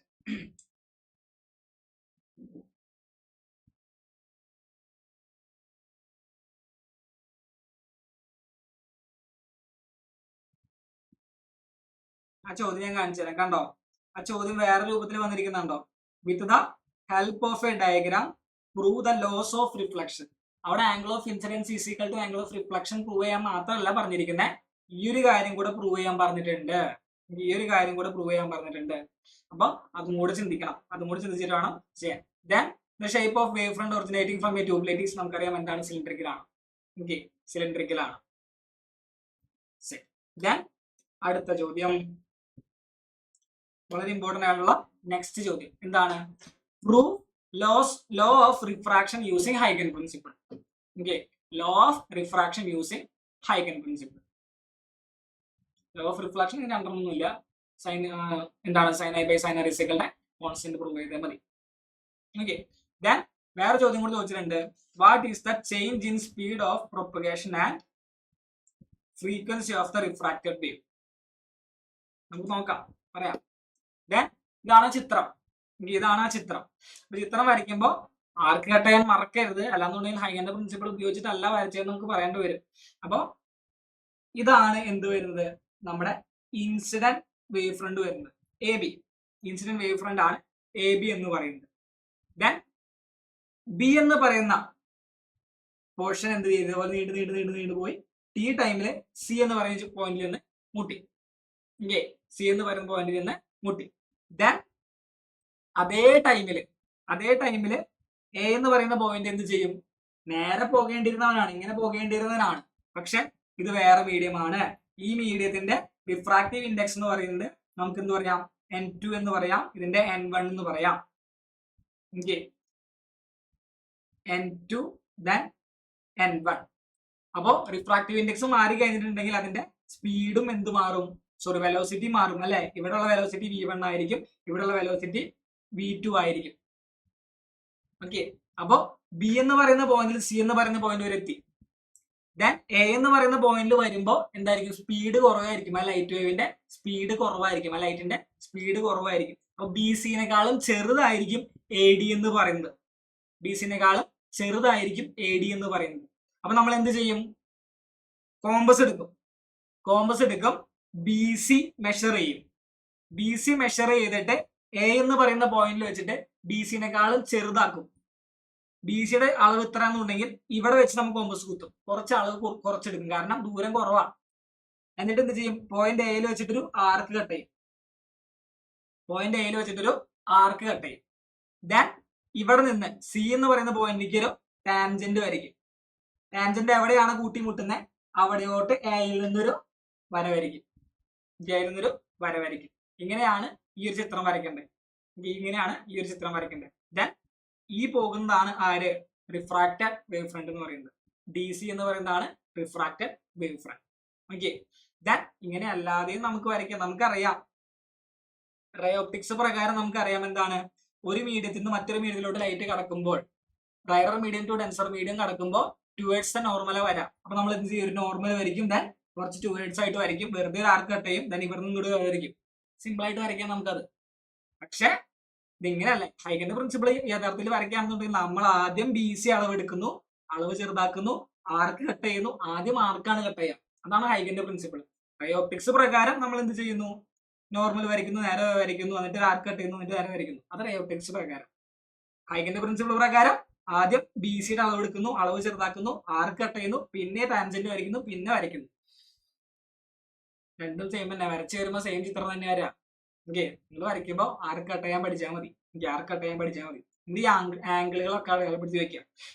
നോർമലും ഇൻസിഡന്റ് റേയും തമ്മിലുള്ള ആംഗിൾ ആണ് എന്താണ്? Angle of incidents. ഇത് ആംഗിൾ ഓഫ് ഇൻസിഡൻസ് ആയി കഴിഞ്ഞിട്ടുണ്ടെങ്കിൽ 90 ഡിഗ്രി ആണ്. അപ്പോൾ ഇത് 90 മൈനസ് ഐ ആകും. ഇത് മൊത്തം 90 ആണ്. ഇത് 90 മൈനസ് ഐ ആയി കഴിഞ്ഞിട്ടുണ്ടെങ്കിൽ ഇത് എന്തായിട്ട് മാറും? ഐ ആയിട്ട് മാറും. ഓക്കെ, ഇതേപടി തന്നെ ഇപ്പുറത്തും ചെയ്യുക. ഇവിടെ ഐയും കണ്ടെത്തി, ഇവിടെ ആറും കണ്ടെത്തി. ഓക്കെ, ഐയും കണ്ടെത്തി, ആറും കണ്ടെത്തി. എന്നിട്ട് നമ്മൾ എന്ത് കാൽക്കുലേറ്റ് ചെയ്യാൻ പോവാ?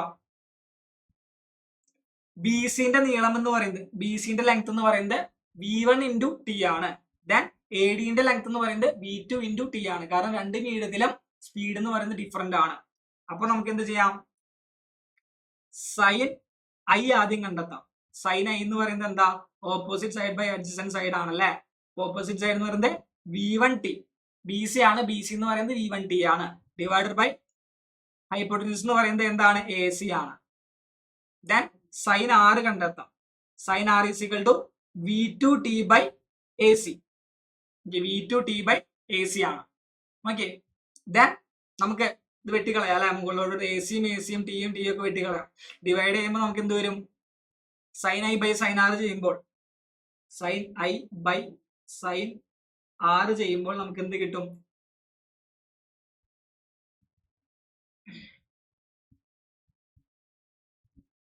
V2 അല്ലെ, sin I by sin V2 അല്ല V1 V1T by V2T. AC already cut ചെയ്ത് കളഞ്ഞു. Okay, V2T. ദെൻ ടിയും ടിയും കട്ട് ചെയ്ത് കളയാം. ഓക്കെ, ടിയും ടിയും കട്ട് ചെയ്ത് കളയാം. അപ്പൊ നമുക്ക് എന്ത് കിട്ടും? sin I by sin R equal to V1 by V2 എന്ന് കിട്ടും അല്ലെ, V1 by V2 എന്ന് കിട്ടും. നമുക്കറിയാം ഈ V1 by V2 എന്നുള്ളത് we know that, അങ്ങനെ പറഞ്ഞു എഴുതിക്കുക, we know that V1 by V2 is equal to N2 by N1 from എങ്ങനെയാണ് N is equal to C by V എന്ന് ബ്രാക്കറ്റിൽ എഴുതി വെക്കുക. we know that V1 by V2 is equal to N2 by N1. അല്ലാന്നുണ്ടെങ്കിൽ എന്റെ proof മുഴുവൻ എഴുതേണ്ടി വരും, എന്റെ ആവശ്യമില്ല, ഈ ഒരു സെന്റൻസ് എഴുതിയാൽ മതി. എങ്കിൽ നമുക്ക് എന്ത് പറയാം? sin I by sin R equal to N2 by N1. sin I by sin R എന്ന് പറയുന്നത് ഒരു കോൺസ്റ്റന്റ് ആണ്. ഇതാണ് സ്നെൽസ് ലോ എന്ന് പറയുന്നത്, ലോസ് ഓഫ് റിഫ്രാക്ഷൻ. ഇതാണ് സ്നെൽസ് ലോ. ഇത്രേ ഉള്ളൂ ആ സ്റ്റെപ്സ്. ഓക്കെ, ഇത്രേ ഉള്ളൂ ആ ഒരു സ്റ്റെപ്സ്. ഓക്കെ, സിമ്പിൾ അല്ലേ? കഴിഞ്ഞില്ലേ? ഇത്രേ ഉള്ളൂ. Okay, then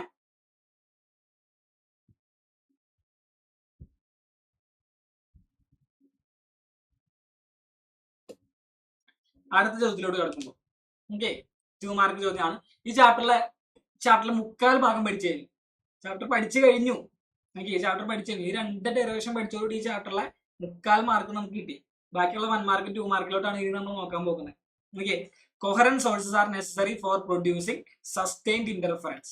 Okay, write the condition for coherence. Coherence source ആകാനുള്ള കണ്ടീഷൻ എന്തൊക്കെയാണ്? They are the source of light which emit. എന്താണ് coherent source എന്ന് പറഞ്ഞാൽ? Okay, എന്താണ് coherent source എന്ന് പറഞ്ഞാൽ? എന്തൊക്കെയാണ്? They are the sources of light which emit light of same frequency, same amplitude and same phase or constant phase difference. ഇതാണ് coherent source എന്ന് പറഞ്ഞാൽ. അപ്പൊ ഒരു coherent source ആകാനുള്ള കണ്ടീഷൻ എന്തൊക്കെയായിരിക്കണം? സെയിം ഫ്രീക്വൻസി ആയിരിക്കണം, then സെയിം ആംപ്ലിറ്റ്യൂഡ് ആയിരിക്കണം, then same face ആയിരിക്കണം. ഇതൊക്കെയാണ് ഒരു coherent source ഉണ്ടാകാനുള്ള condition. then two independent source never be coherent. 2 independent source coherent ആകത്തില്ല. അതായത് ഒരൊറ്റ ബൾബിൽ നിന്ന് 2 റേസ് നമ്മൾ എടുക്കുകയാണെന്നുണ്ടെങ്കിൽ എന്താണ്? കോഹറന്റ് ആണ്. കാരണം അവന്മാർക്ക് സെയിം ഫ്രീക്വൻസി ആയിരിക്കും, സെയിം ആംപ്ലിറ്റ്യൂഡ് ആയിരിക്കും, സെയിം ഫേസ് ആയിരിക്കും. ദെൻ 2 ഒരേപോലെയുള്ള ഒരേ പൈസുള്ള 2 CFL ബൾബ് എടുത്തു വിചാരിക്കുക. 2 ഇൻഡിപെൻഡന്റ് സോഴ്സ് ആണല്ലേ. അവന്മാർക്ക് എന്താ വ്യത്യാസം? ഇവന്മാരുണ്ടാക്കുന്ന ഫേസ് ഡിഫറൻസ് സെയിം ആയിരിക്കില്ല. ഫ്രീക്വൻസി സെയിം ആയിരിക്കും, ആംപ്ലിറ്റ്യൂഡ് സെയിം ആയിരിക്കും, പക്ഷെ ഇവന്മാരുണ്ടാക്കുന്ന ഫേസ് ഡിഫറൻസ് സെയിം ആയിരിക്കില്ല. കണ്ടോ? 2 independent source can never be coherent because even though they emit light of same frequency, same amplitude. പക്ഷെ എന്തുണ്ടാവില്ല? സെയിം ഫേസ് ഡിഫറൻസ് ഉണ്ടാവില്ല. ഡിഫറെന്റ് ഫേസ് ആയിരിക്കും, same phase difference ഉണ്ടാവില്ല. അതുകൊണ്ടാണ് 2 ഇൻഡിപെൻഡന്റ് സോഴ്സിനെ കോഹറന്റ് ആകാൻ പറ്റാത്തത്. 2 ഇൻഡിപെൻഡന്റ് സോഴ്സിനെ കോഹറന്റ് ആകാൻ പറ്റാത്തത്. കാര്യങ്ങൾ പഠിച്ചു. കോഹറന്റ് സോഴ്സ് എന്ന് പറഞ്ഞാൽ same frequency, same amplitude, same phase difference, അല്ലാന്നുണ്ടെങ്കിൽ കോൺസ്റ്റന്റ് ഫേസ് ഡിഫറൻസ്. ഓക്കെ, അതാണ് കോഹറന്റ് സോഴ്സ്. ഇത് ഒരൊറ്റ ബൾബ് എടുക്കുന്നു. നമ്മൾ ഡബിൾ സ്ലിറ്റ് എക്സ്പെരിമെന്റ് ഒക്കെ ചെയ്ത് കോഹറന്റ് സോഴ്സ് ഉപയോഗിച്ചാൽ, കോഹറന്റ് സോഴ്സ് ആണെന്നുണ്ടെങ്കിൽ അവിടെ ഇന്റർഫറൻസ് നടക്കും. നല്ല ബ്രൈറ്റ് ബാൻഡും ഡാർക്ക് ബാൻഡും ഒക്കെ ഉണ്ടാവും. പക്ഷെ ഇൻഡിപെൻഡന്റ് സോഴ്സ് ഒരിക്കലും കോഹറന്റ് അല്ല. കാരണം 2 സോഴ്സിൽ നിന്ന് വന്ന് ലൈറ്റ് വരാണെന്നുണ്ടെങ്കിൽ സെയിം ഫ്രീക്വൻസി ആയിരിക്കും, സെയിം ആംപ്ലിറ്റ്യൂഡ് ആയിരിക്കും, പക്ഷെ ഫേസ് ഡിഫറൻസ് സെയിം ആയിരിക്കില്ല. ഇപ്പൊ തന്നെ പഠിച്ചു വെച്ചോ. Then what are the essential condition for interference of light? Okay, ഒരു ഇന്റർഫറൻസ് ഉണ്ടാകാനായിട്ടുള്ള എസെൻഷ്യൽ കണ്ടീഷൻ എന്താ? ഇന്റർഫറൻസ് ഉണ്ടാകാനുള്ള എസെൻഷ്യൽ കണ്ടീഷൻസ് എന്താ? സോഴ്സ് എന്ന് പറയുന്നത് കോഹറന്റ് ആയിരിക്കണം. ദെൻ ആ ലൈറ്റ് എന്തായിരിക്കണം? മോണോക്രോമാറ്റിക് ലൈറ്റ് ആയിരിക്കണം. അതായത് വൈറ്റ് ലൈറ്റ് പറ്റില്ല. ഓക്കെ, വൈറ്റ് ലൈറ്റ് പറ്റില്ല. ഇന്റർഫറൻസ് ഉണ്ടാകാനായിട്ട് വൈറ്റ് ലൈറ്റ് പറ്റില്ല. മോണോക്രോമാറ്റിക് ലൈറ്റ് ആയാൽ മാത്രമേ പറ്റത്തുള്ളൂ. അതായത് റെഡോ ബ്ലൂവോ യെല്ലോയോ സിംഗിൾ കളർ ലൈറ്റിന് മാത്രമാണ് ഇന്റർഫറൻസ് ഉണ്ടാക്കാൻ പറ്റുള്ളൂ. പോരാത്തതിന് ആ ലൈറ്റ് സോഴ്സ് കോഹറന്റ് ആയിരിക്കണം. ഓക്കെ, കോഹറന്റ് ആയിരിക്കണം. ഇപ്പൊ ഇന്റർഫറൻസ് ഉണ്ടാക്കാനുള്ള 2 കണ്ടീഷൻസ് ആണ് ഈ പറഞ്ഞിരിക്കുന്നത്. ഓക്കെ, സെറ്റ് പഠിച്ചു. ഇപ്പൊ ഇന്റർഫറൻസ് ഉണ്ടാക്കുന്ന കണ്ടീഷനും കിട്ടി, കോഹറൻസിന്റെ കണ്ടീഷനും കിട്ടി. ദെൻ ചോദ്യം വായിച്ചിട്ട് ആര് ഉത്തരം പറയും? അക്ഷയ് ഉത്തരം പറയും. അക്ഷയ് അല്ല അക്ഷയ്. അക്ഷയോടെ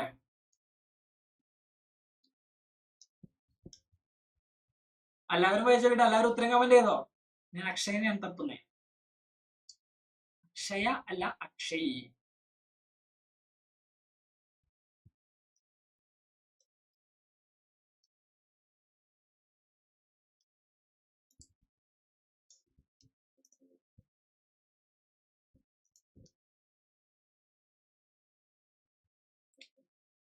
ഇതാരുടെ ക്യാമറ ഓഫ് ചെയ്തിരിക്കുന്നത് ഇത്ര നേരമായിട്ടും? അക്ഷയ് പറഞ്ഞാ. അക്ഷയ് ഉത്തരം പറഞ്ഞേ. എന്താ പോയവൻ?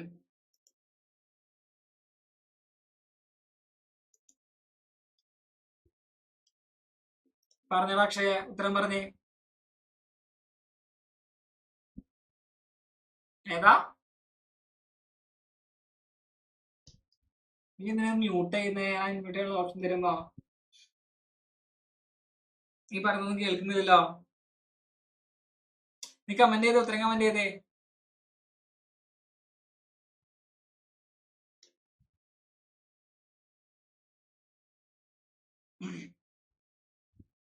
The interference of light from two sources can be observed if interference observe ചെയ്യണമെന്നുണ്ടെങ്കിൽ യെസ് എന്താണ്? Source are coherent. Okay, source coherent ആണെന്നുണ്ടെങ്കിൽ മാത്രമാണ് ഇന്റർഫറൻസ് നമുക്ക് ഒബ്സർവ് ചെയ്യാൻ പറ്റത്തുള്ളൂ. ഇന്റർഫറൻസ് നമുക്ക് ഒബ്സർവ് ചെയ്യാൻ പറ്റത്തുള്ളൂ. ചോദ്യം നോക്കിയേ. If the distance between the two slit is 1 mm. രണ്ട് സ്ലിറ്റുകൾ തമ്മിലുള്ള ഡിസ്റ്റൻസ് 1 mm ആണ്, small letter D. Then and the screen is placed 1 meter away, capital letter D. Slit നമുക്ക് ഓർമ്മയില്ലേ? സ്ലിറ്റിന്റെ ചിത്രം എവിടെയാ? ഇതാണ് സ്ലിറ്റിന്റെ ചിത്രം. രണ്ട് സ്ലിറ്റുകൾ തമ്മിലുള്ള ഡിഫറൻസ് എന്ന് പറയുന്നത് സ്മോൾ ലെറ്റർ ഡി ആണ്. സ്ക്രീൻ തമ്മിലുള്ള ഡിഫറൻസ് എന്ന് പറയുന്നത് എന്താണ്? ക്യാപിറ്റൽ ലെറ്റർ ഡി ആണ്. അപ്പൊ അതൊക്കെ തന്നിട്ടുണ്ട് അല്ലെ? ചോദ്യത്തിൽ അതൊക്കെ തന്നിട്ടുണ്ട് അല്ലെ? Then what is the fringe separation for a light of wavelength 5 × 10⁻⁷ meter?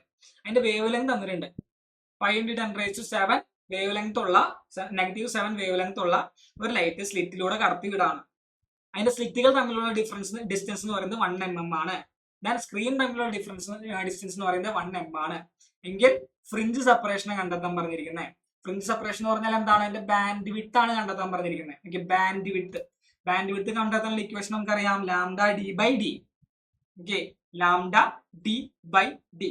Small letter D എങ്ങനെ കൊടുത്തിരിക്കുന്നത്? 1 mm ആയി കൊടുത്തിരിക്കുന്നത്. 1 mm എന്ന് പറയുന്നത് മീറ്ററിലോട്ട് കൺവേർട്ട് ചെയ്യണം അല്ലെ? 1 mm എന്നുള്ളത് മീറ്ററിലോട്ട് കൺവേർട്ട് ചെയ്യുമ്പോൾ 1 × 10⁻³ വരും സ്മോൾ ലെറ്റർ ഡി എന്നുള്ളത്. ദെൻ ലാംഡ തന്നിട്ടുണ്ട്. ലാംഡ എത്രയാ? 5 × 10⁻⁷ ഇൻറ്റു ഡി എന്ന് പറയുന്നത് 1 meter ഡിവൈഡഡ് ബൈ 1 × 10⁻³ ചെയ്തു വരുമ്പോൾ ബാൻഡ് വിഡ്ത്ത് എന്നുള്ളത് beta bandwidth is equal to 0.5 mm വരും. ഓക്കെ, ശരി. അതുകൊണ്ട് മീറ്ററിൽ ഏതായാലും കുഴപ്പമൊന്നുമില്ല. ഓക്കെ, 0.5 mm വരും. കിട്ടി. Simple, so simple. ദെൻ ഇത് എന്താ ചോദിച്ചിരിക്കുന്നത്? In Young's double slit experiment. Okay, യങ്സിന്റെ ഡബിൾ സ്ലിറ്റ് എക്സ്പെരിമെന്റിൽ the distance between slit is halved. സ്ലിറ്റുകൾ തമ്മിലുള്ള ഡിസ്റ്റൻസ് ഹാഫ് ആക്കി. Then the distance between the screen and slit is doubled. Capital letter D double ആക്കി. What will happen to the band width? എന്ത് സംഭവിക്കും? No change, doubled, increase 4 times, decrease 4 times. Band വിഡ്ത്തിന്റെ equation നമുക്കറിയാം അല്ലേ? ഷാഫത്തെ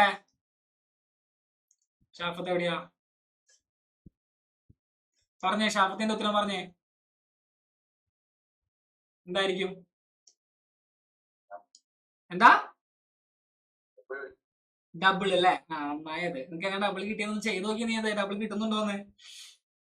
band വിഡ്ത്തിന്റെ equation നമുക്കറിയാം. എന്താണ് band വിഡ്ത്തിന്റെ ഇക്വേഷൻ? λd/d അല്ലെ? λd/d. ഡി എന്നുള്ളത് എന്താക്കാണ് പറഞ്ഞിരിക്കുന്നത്? Slit is halved. ഡി എന്നുള്ളത് d/2 ആക്കാൻ പറഞ്ഞിട്ടുണ്ട്. ക്യാപിറ്റൽ ഡി എന്നുള്ളത് ഡബിൾ ആക്കാൻ പറഞ്ഞിട്ടുണ്ട്. അപ്പൊ എന്താവും bandwidth is equal to lambda 2d by എന്താവും d/2 അല്ലെ? ഇങ്ങനെ വരും. ഇങ്ങനെയാണ് വരണ്ടത്. താഴോട്ട് ഈ മുകളിലോട്ട് പോകുമ്പോൾ എന്ത് വരും? ബീറ്റ ഈസ് ഈക്വൽ ടു ഈ 2 × 2 മൾട്ടിപ്ലൈ ചെയ്ത് 4 ലാംഡ d/d എന്ന് വരും. ഡബിളാടാ, ഡബിളാ എന്താണ്? ഇൻക്രീസസ് 4 ടൈംസ് ആണ്. Increases 4 times. Okay, increases 4 times. പഠിച്ചു വെക്കണം. ഇതൊക്കെ ചില്ലറ കാര്യം തന്നെ. ഇതൊക്കെ റിപ്പീറ്റഡ് ചോദിക്കാവുന്ന ചോദ്യങ്ങളാണ്. ഓക്കെ, റിപ്പീറ്റഡ് ചോദിക്കാവുന്ന ചോദ്യം തന്നെയാണ് ഇതൊക്കെ. Then അടുത്ത ചോദ്യം എന്താണ്? How the width of bands change. നോക്കണ്ട. How the width of the band changes as the distance from the center increases. Okay, band വിഡ്ത്തിന് എന്ത് മാറ്റമാണ് വരിക? സെന്ററിൽ നിന്ന് ദൂരോട്ട് പോകും തോറും എന്താ സംഭവിക്കുക? നമുക്കറിയാം, നമ്മൾ നമ്മുടെ ഡിഫ്രാക്ഷന്റെ കാര്യം പഠിച്ചായിരുന്നു അല്ലെ? സെന്ററിൽ മാക്സിമം ആയിരിക്കും. ദെൻ സൈഡിലോട്ട് പോകുമ്പോൾ ഇങ്ങനെ കുറഞ്ഞു കുറഞ്ഞു പോകും അല്ലെ? സൈഡിലോട്ട് പോകുമ്പോൾ ഇങ്ങനെ കുറഞ്ഞു കുറഞ്ഞു പോകും. ബാൻഡ് വിഡ്ത്ത് എന്ത് ചെയ്യും? അപ്പോൾ സൈഡിലോട്ട് പോകുമ്പോൾ കുറവായിരിക്കും അല്ല, ഡിക്രീസ് ചെയ്യും. ഓക്കെ, ഡിസ്റ്റൻസ് ഫ്രം ദ സെന്ററിൽ നിന്നുള്ള ഡിസ്റ്റൻസ് കൂടും തോറും ബാൻഡ് വിഡ്ത്ത് കുറഞ്ഞു കുറഞ്ഞു കുറഞ്ഞു വരും. അപ്പൊ നമുക്ക് പറയാം എന്താണ്? ഡിക്രീസസ് എന്ന് പറയാം. ഓക്കെ, ഡിക്രീസസ് എന്ന് പറയാം. ദെൻ അടുത്ത ചോദ്യം എന്താ ചോദിച്ചിരിക്കുന്നത്? What happens the width of the pattern if yellow light is used instead of blue light. Yellow light എന്ന് പറഞ്ഞാലും ബ്ലൂ ലൈറ്റ് എന്ന് പറഞ്ഞാലും മോണോക്രോമാറ്റിക് ലൈറ്റ് ആണ്. നമ്മളൊരു സ്ലിറ്റില് ബ്ലൂ ലൈറ്റും ആദ്യം ബ്ലൂ ലൈറ്റ് ആണ് ഉപയോഗിക്കുന്നത്, എന്നിട്ട് അതിന് പകരം നമ്മൾ യെല്ലോ ലൈറ്റ് ഉപയോഗിച്ചു എങ്കിൽ ബാൻഡ് വിഡ്ത്തിന് എന്ത് മാറ്റമാണ് വരിക? നമുക്കറിയാം ബാൻഡ് വിഡ്ത്തിന്റെ equation beta is equal to lambda d/d. Then band width ഈ ഇക്വേഷനിൽ നമുക്ക് എന്ത് മനസ്സിലാക്കാം? ബാൻഡ് വിഡ്ത്ത് എന്നുള്ളത് ലാംഡയ്ക്ക് പ്രൊപ്പോർഷണൽ ആണ്. വേവ് ലെങ്ത് കൂടിയാൽ ബാൻഡ് വിഡ്ത്ത് കൂടും അല്ലെ? വേവ് ലെങ്ത് കൂടിയാൽ ബാൻഡ് വിഡ്ത്തും കൂടും. യെല്ലോന്റെ വേവ് ലെങ്ത് ബ്ലൂവിനെക്കാളും കൂടുതലല്ലേ? നമുക്കറിയാം വിജിയോർ അല്ലെ? വിജിയോർ ഇങ്ങോട്ട് പോകും തോറും എന്ത് കൂടും? വേവ് ലെങ്ത് കൂടും. റെഡിനാണ് ഏറ്റവും കൂടുതൽ വേവ് ലെങ്ത്, പിന്നെ ഓറഞ്ചിന്, പിന്നെ യെല്ലോയ്ക്ക്, പിന്നെ ഗ്രീന്, പിന്നെ ബ്ലൂവിന്. ബ്ലൂവിന് യെല്ലോനെക്കാളും വേവ് ലെങ്ത് കുറവാ. നമുക്ക് എന്ത് പറയാം? യെല്ലോന് ബ്ലൂവിനെക്കാളും വേവ് ലെങ്ത് കൂടുതലാണെന്ന് പറയാം. അപ്പൊ യെല്ലോന്റെ വേവ് ലെങ്ത് ആണ് കൂടുതൽ. യെല്ലോന്റെ വേവ് ലെങ്ത് കൂടി കഴിഞ്ഞിട്ടുണ്ടെങ്കിൽ യെല്ലോന്റെ ബാൻഡ് വിഡ്ത്തും എന്ത് ചെയ്യും? ഇൻക്രീസ് ചെയ്യും. Okay, that is band width increases. Blue ലൈറ്റിന് പകരം യെല്ലോ ലൈറ്റ് ഉപയോഗിക്കുകയാണെന്നുണ്ടെങ്കിൽ അതിന്റെ ബാൻഡ് വിഡ്ത്ത് എന്ത് ചെയ്യും? ഇൻക്രീസ് ചെയ്യും. ഓക്കെ, ബാൻഡ് വിഡ്ത്ത് ഇൻക്രീസ് ചെയ്യും when we use yellow color instead of blue color. Blue കളറിന് പകരം യെല്ലോ ലൈറ്റ് ഉപയോഗിക്കുകയാണെന്നുണ്ടെങ്കിൽ അതിന്റെ ബാൻഡ് വിഡ്ത്ത് ഇൻക്രീസ് ചെയ്യും. ഓക്കെ, ഒരു ചോദ്യം കൂടെ തന്നിട്ടുണ്ട്. എന്താണ്? In A double slit experiment the slits are separated by 0.03 centimeter and the screen is placed 1.5 meter away. സ്ക്രീനിന്റെ d തന്നിട്ടുണ്ട് 1.5 meter away ആണ്. Then the distance between the central fringe and fourth bright fringe. Central ഫ്രിഞ്ചും നാലാമത്തെ bright ഫ്രിഞ്ചും തമ്മിലുള്ള distance ആണ് 1 centimeter. Band width അല്ല തന്നിരിക്കുന്നത്. Band width അപ്പൊ എത്രയായിരിക്കും? സെൻട്രൽ ഫ്രിഞ്ചും ഫോർത്ത് ഫ്രിഞ്ചും തമ്മിലുള്ള ഡിഫറൻസ് 1 ആണെന്നുണ്ടെങ്കിൽ ബാൻഡ് വിഡ്ത്ത് എന്തായിരിക്കും? 1/4 ആയിരിക്കും band width. Then determine the wavelength of the light used in the experiment. ലൈറ്റിന്റെ വേവ് ലെങ്ത് കണ്ടെത്താനാണ് പറഞ്ഞിരിക്കുന്നത്. നമുക്ക് ഇക്വേഷൻ അറിയാം, ബാൻഡ് വിഡ്ത്തിന്റെ ഇക്വേഷൻ അറിയാം. ഇതിലുള്ള എല്ലാ ടേംസും നമുക്ക് കണ്ടെത്തണം. ദെൻ ലാംഡയാണ് ക്വസ്റ്റ്യനിൽ ചോദിച്ചിരിക്കുന്നത്. സ്ലിറ്റ് സെപ്പറേഷൻ എത്രയാ? Small letter d = 0.03 centimetre. അത് എത്രയാണ്? 0.03 × 10⁻² മീറ്ററിലോട്ട് കൺവേർട്ട് ചെയ്തു. സ്ക്രീനിന്റെ ഡിസ്റ്റൻസ് എത്രയാ? 1.5 മീറ്റർ. ദെൻ നാലാമത്തെ ബ്രൈറ്റ് ബാൻഡിലോട്ടുള്ള ഡിസ്റ്റൻസ് ആണ് 1 സെന്റിമീറ്റർ വന്നിരിക്കുന്നത്. അപ്പൊ ബാൻഡ് വിഡ്ത്ത് എത്രയായിരിക്കും? 1/4 സെന്റിമീറ്റർ. സെന്റിമീറ്ററിനെ മീറ്ററിലോട്ട് കൺവേർട്ട് ചെയ്തു. 1/4 എന്ന് പറഞ്ഞാൽ 0.25 ആണ്. അതിന് മീറ്ററിലോട്ട് കൺവേർട്ട് ചെയ്തു. ദെൻ ബാൻഡ് വിഡ്ത്തിന്റെ ഇക്വേഷൻ നമുക്കറിയാം, beta is equal to lambda d/d. കണ്ടെത്താനുള്ളത് എന്താ? വേവ് ലെങ്ത് ആണ്. ലാംഡയാണ് കണ്ടെത്താനുള്ളത്. ഓക്കെ, ലാംഡ കണ്ടെത്താൻ വേണ്ടിയിട്ട് ബാൻഡ് വിഡ്ത്തിന്റെ എഴുതി വെച്ചു. ദെൻ ലാംഡ അറിയില്ല into screen separation, slit difference. Then ലാംഡന് ഇപ്പുറത്തോട്ട് കൊണ്ടുപോയി ഇതിനപ്പുറത്തോട്ട് കൊണ്ടുപോയി ഇക്വേഷൻ ഇങ്ങനെയായിട്ട് മാറും. ദെൻ ലാംഡ എന്നുള്ളത് 0.5 into 10 raised to -6 മീറ്റർ വരും. ഓക്കെ, 0.5 into 10 raised to 6 മീറ്റർ വരും. ഇങ്ങനെയുള്ള പ്രോബ്ലംസ് നമുക്ക് പ്രതീക്ഷിക്കാം. ഇങ്ങനെയുള്ള ഒരുപാട് പ്രോബ്ലംസ് നമുക്ക് പ്രതീക്ഷിക്കാം. ഓക്കെ, സംഭവം ഒന്നുമില്ല. ആ ബാൻഡ് വിഡ്ത്തിന്റെ ഭാഗത്തുള്ള ചോദ്യമാണെന്നുണ്ടെങ്കിൽ ബാൻഡ് വിഡ്ത്തിന്റെ ഇക്വേഷൻ അറിഞ്ഞിരുന്നാൽ മതി. Beta is equal to lambda D by D. അതിൽ കണ്ടുപിടിക്കാനുള്ള വാല്യൂ ഏതാണെന്ന് കണ്ടെത്തണം. ബാൻഡ് വിഡ്ത്ത് തന്നിട്ടില്ല, സെൻട്രലിൽ നിന്ന് 5ാമത്തെ ബാൻഡിലോട്ടുള്ളതാണ്, സെൻട്രലിൽ നിന്ന് 6ാമത്തെ ആണ് എന്നുണ്ടെങ്കിൽ എന്ത് ചെയ്യണം? ആ തന്നിരിക്കുന്ന ഡിസ്റ്റൻസ് ഡിവൈഡഡ് ബൈ എത്രാമത്തെ ഫ്രിഞ്ച് ആണോ ഡിവൈഡ് ചെയ്താൽ മതി. അല്ലാന്നുണ്ടെങ്കിൽ കൺസ്ട്രക്റ്റീവ് ഇന്റർഫറൻസ് ഉണ്ടാക്കാനുള്ള ഇക്വേഷൻ പഠിച്ചിട്ടില്ലേ? ആ ഇക്വേഷൻ ഉപയോഗിച്ചിട്ടും ഇത് കണ്ടെത്താം. ഓക്കെ, ആ ഇക്വേഷൻ ഉപയോഗിച്ചിട്ട് ഇത് കണ്ടെത്താം. ആ ഇക്വേഷൻ നിങ്ങൾ എഴുതി വെച്ചിട്ടുണ്ടാവും, x ഈസ് ഈക്വൽ ടു എന്ന് പറഞ്ഞ് എഴുതി വെച്ചിട്ടുണ്ടാവും. ആ ഇക്വേഷൻ ഉപയോഗിച്ചും ഇത് കണ്ടെത്താം. Okay, set. Then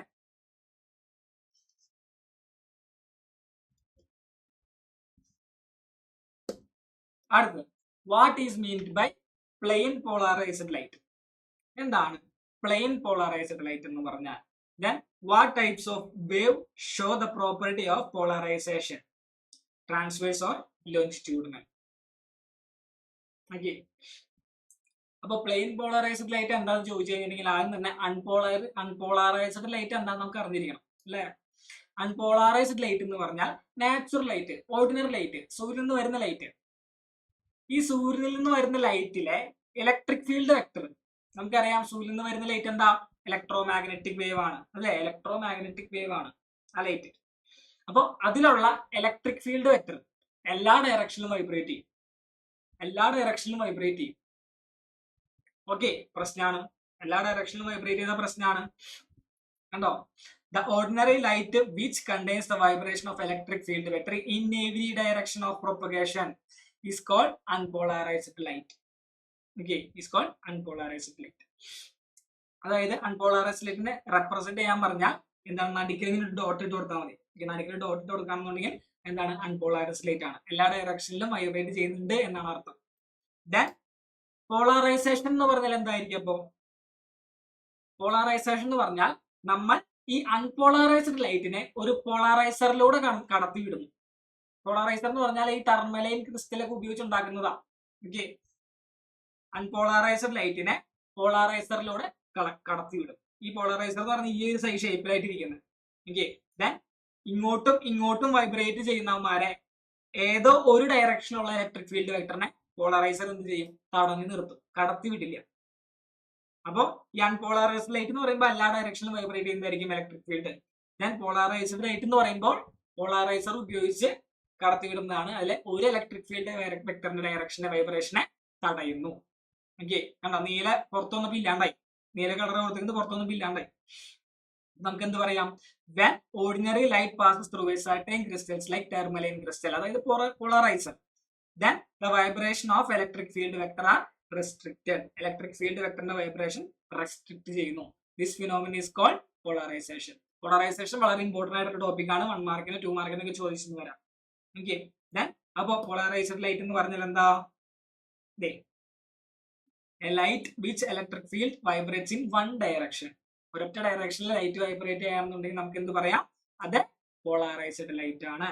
perpendicular to the direction of the wave propagation.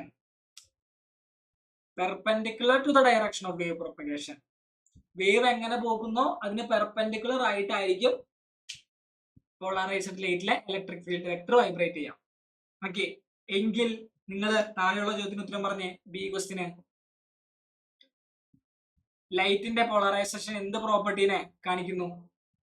Types of wave show property of polarisation. എന്താണ്? ഏത് ടൈപ്പ് വേവ് ആണ് പോളറൈസേഷൻ കാണിക്കുക?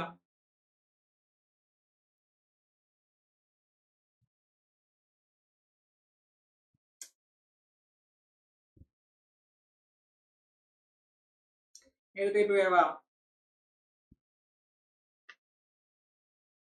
ട്രാൻസ്വേഴ്സ് വേവിന്റെയും ലോഞ്ചിറ്റ്യൂഡൽ വേവിന്റെയും ഡെഫിനേഷൻ എന്തായിരുന്നു? ഓർമ്മയുണ്ടോ?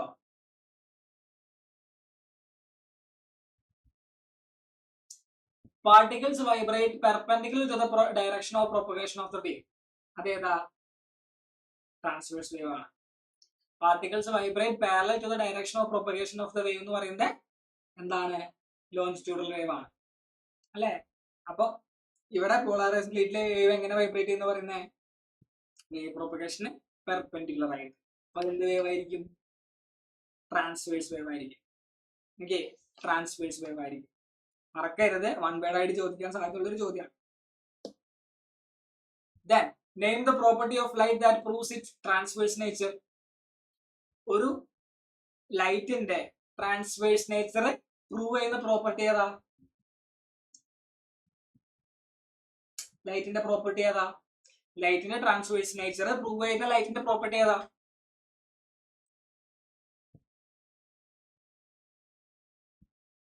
ഏതായിരിക്കും? എല്ലാവരോടും ശിവേ പറഞ്ഞടാ.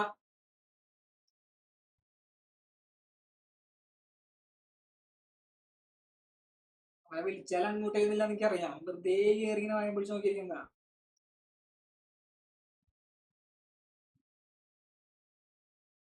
റയാനെ പറഞ്ഞടാ.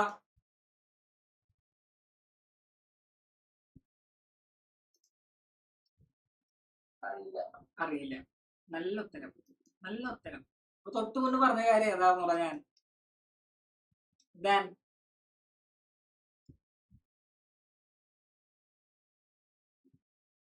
ഷംസീന പറഞ്ഞേ.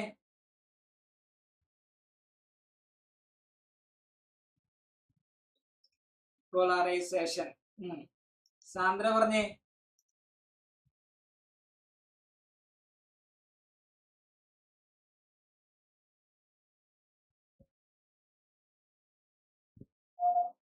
പോളറൈസേഷൻ.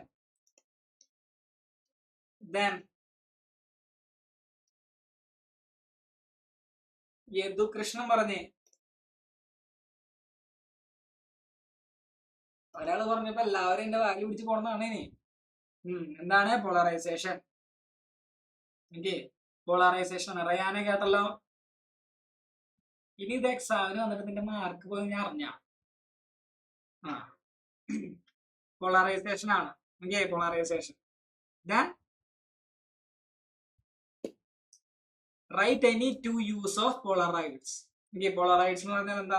നമുക്കറിയാം, നമുക്ക് ഡയറക്ട്ലി പെട്ടെന്ന് കുറെ നേരം സൂര്യനിലോട്ടൊക്കെ നോക്കിയിരുന്ന് കഴിഞ്ഞാൽ നമ്മുടെ കണ്ണിനൊരു മഞ്ഞളിപ്പ് വരും അല്ലെ? പെട്ടെന്ന് ഇങ്ങനെ, ഇത് ഓർഡിനറി ലൈറ്റ് ആണ്, ഇത് വളരെ ഇന്റൻസിറ്റി കൂടി ലൈറ്റ് ആണ്. നമ്മുടെ കണ്ണിലോട്ട് ഡയറക്റ്റ് അടിക്കുകയാണെന്നുണ്ടെങ്കിൽ നമുക്ക് ഒരുപാട് നേരം സൂര്യന്റെ വെളിച്ചം നമുക്ക് നോക്കി നിൽക്കാൻ പറ്റില്ല, കണ്ണിന്റെ കാഴ്ചയൊക്കെ ബാധിക്കും. അപ്പൊ നമ്മൾ എന്ത് ഉപയോഗിക്കും? റൈബാന്റെ ഗ്ലാസുകളൊക്കെ ഉപയോഗിക്കാം അല്ലെ? സൺഗ്ലാസസ് ഉപയോഗിക്കാം. സൺഗ്ലാസസിന്റെ ഉള്ളിൽ എന്താണ്? പോളറോയിഡ്സ് ആണ്. ഓക്കെ, പോളറോയിഡ്സ് ആണ്. അപ്പൊ എന്ത് ചെയ്യത്? ആ ഇന്റൻസിറ്റി കുറയ്ക്കും. ഒരു ഇലക്ട്രിക് ഫീൽഡിന്റെ ഡയറക്ഷൻ റെസ്ട്രിക്ട് ചെയ്യുമ്പോൾ ആ നാച്ചുറൽ ലൈറ്റിന്റെ എന്ത് കുറയും? ഇന്റൻസിറ്റി കുറയും. അപ്പൊ നമുക്ക് സൂര്യനൊക്കെ ഈസി ആയിട്ട് നോക്കാൻ പറ്റും. ഓക്കെ, അപ്പൊ പോളറൈഡ്സിന്റെ യൂസസ് എന്ന് പറഞ്ഞാൽ എവിടെയൊക്കെയാണ്? സൺഗ്ലാസുകളിൽ ഉപയോഗിക്കാം, ദെൻ ലബോറട്ടറീസിൽ ഉപയോഗിക്കാം, ദെൻ വിൻഡ്ഷീൽഡിലും ഹെഡ്ലൈറ്റിലും ഉപയോഗിക്കാം. വിൻഡ്ഷീൽഡിലും ഹെഡ്ലൈറ്റിലും ഉപയോഗിക്കാം. ശരി, ദെൻ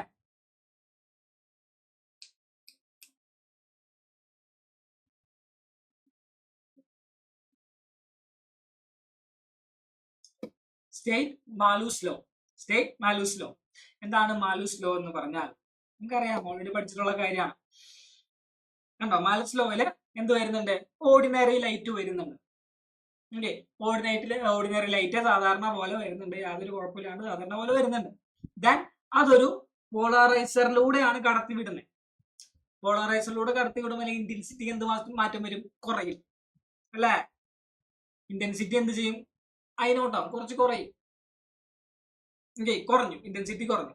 ദെൻ ഇന്റൻസിറ്റി കുറയാന്നുള്ളത് എന്തായിട്ട് മാറി? പ്ലെയിൻ പോളറൈസ്ഡ് ലൈറ്റ് ആയിട്ട് മാറി. ദെൻ തൊട്ടപ്പുറത്തൊരു അനലൈസർ വെച്ചിട്ടുണ്ട്.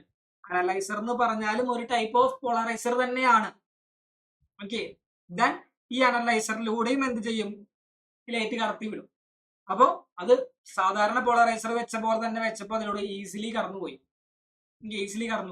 ദെൻ ഈ അനലൈസറിന്റെ ആംഗിൾ കുറച്ച് ചെരിച്ച് വെക്കുകയാണ്. ആംഗിൾ കുറച്ച് ചെരിച്ച് വെക്കുന്നു. ഞാൻ എക്സാമ്പിൾ ആയിട്ട് പറഞ്ഞിട്ടുണ്ടായി. ഇപ്പോ നിങ്ങളുടെ റൂമിൽ നല്ല വെളിച്ചമുണ്ട്, ദെൻ തൊട്ടപ്പുറത്തെ റൂമിൽ ഫുൾ ഇരുട്ടാണ്. നിങ്ങളുടെ റൂമിൽ മാത്രം ബൾബ് ഇട്ടിട്ടുള്ളൂ. ദെൻ നിങ്ങൾ ഡോർ അടച്ചിട്ടു, ഡോർ കംപ്ലീറ്റ്ലി തുറന്നു കിടക്കുകയാണ്. അപ്പൊ റൂമിൽ നിന്നുള്ള വെളിച്ചം മുഴുവൻ അപ്പുറത്തെ റൂമിലോട്ട് പോകും. നമ്മൾ പയ്യെ പയ്യെ പയ്യെ വാതിൽ ക്ലോസ് ചെയ്യാം. പയ്യെ പയ്യെ വാതിൽ ക്ലോസ് ചെയ്യാന്നുണ്ടെങ്കിൽ ആംഗിൾ കൂട്ടിക്കൊണ്ടുവരാൻ അർത്ഥം. ക്ലോസ് ചെയ്യുന്ന സമയത്ത് പുറത്തോട്ട് പോകുന്ന ലൈറ്റ് എന്ത് ചെയ്യും? കുറയും അല്ലെ? അതിന്റെ ഇന്റൻസിറ്റി കുറഞ്ഞു കുറഞ്ഞു കുറഞ്ഞു കുറഞ്ഞു വരും. ആ ആംഗിൾ കൂടും തോറും പുറത്തോട്ട് പോകുന്ന ലൈറ്റിന്റെ ഇന്റൻസിറ്റി കുറഞ്ഞു കുറഞ്ഞു കുറഞ്ഞു വരും അല്ലെ? അപ്പൊ അത് തന്നെയാണ് എന്ത് പറയുന്നത്, നമ്മുടെ മാലൂസ് ലോ പറയുന്നത്. ഈ അനലൈസറിന്റെ ആംഗിളിന് ചെരിച്ച് ചെരിച്ച് ചെരിച്ച് ചെരിച്ച് കൊണ്ടുവരാണെന്നുണ്ടെങ്കിൽ അവിടെയുള്ള ഇന്റൻസിറ്റി എന്ത് ചെയ്യും? കുറഞ്ഞു കുറഞ്ഞു കുറഞ്ഞു വരും. Okay, intensity of light coming from the analyser depend on the angle between the polarizer and analyser. Okay, അതിലൂടെ കടന്നു വരുന്ന ലൈറ്റിന്റെ ഇന്റൻസിറ്റി എന്തിന് ഡിപ്പെൻഡ് ചെയ്യും? അനലൈസറിന്റെയും പോളറൈസറിന്റെയും ഇടയിലുള്ള ആംഗിളിനെ ഡിപ്പെൻഡ് ചെയ്തിരിക്കും. ഇതാണ് മാലൂസ് ലോ പറയുന്നത്. കണ്ടോ? when a beam of plane polarized light is passed through an analyzer, the intensity of transmitted light varies directly as the square of the cosine of the angle between the pass axis of polarizer and analyzer. I proportional to cos square theta. Angle കൂടിയാൽ angle കുറഞ്ഞാൽ ഇന്റൻസിറ്റിയും കുറയും. അങ്ങനെ okay, angle കൂടിയാൽ ഇന്റൻസിറ്റിയും കൂടും. Okay, then proportionality മാറ്റാൻ വേണ്ടി നമ്മൾ ഒരു കോൺസ്റ്റന്റിനെ കൊണ്ടുവരും. I0 ആണ്. I0 എന്ന് പറഞ്ഞാൽ എന്താണ്? ഇന്റൻസിറ്റി ഓഫ് പോളറൈസ്ഡ് ലൈറ്റ് ആണ്. ദെൻ I എന്ന് പറഞ്ഞാൽ ഔട്ട്പുട്ട് എനർജി ആണ്, ഔട്ട്പുട്ട് ഇന്റൻസിറ്റി ആണ്. അപ്പൊ മാലൂസ് ലോയും ഇമ്പോർട്ടന്റ് ആണ്. 2 മാർക്കിനൊക്കെ ചോദിക്കാൻ സാധ്യതയുള്ള ഒരു ചോദ്യമാണ്. ഓക്കെ, ചോദിക്കാൻ സാധ്യതയുള്ള ഒരു ചോദ്യമാണ്. ദെൻ അടുത്ത ചോദ്യം, ഉത്തരം പറഞ്ഞു നിങ്ങള്. ഉത്തരം പറയാൻ പറ്റും നോക്കിയേ. Interference and diffraction of light produce alternate dark and bright bands, regions called fringes. Bandwidth, bright band, dark band. Then, regarding the fringe width, choose the correct statement. Fringe width അനുസരിച്ച് കറക്റ്റ് സ്റ്റേറ്റ്മെന്റ് കണ്ടെത്താൻ പറഞ്ഞിരിക്കും. ഏതാ correct statement?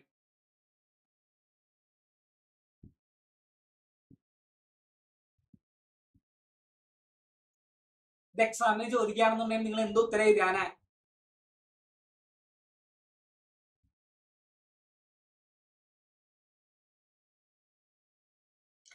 Karthikeya correct ആണ്,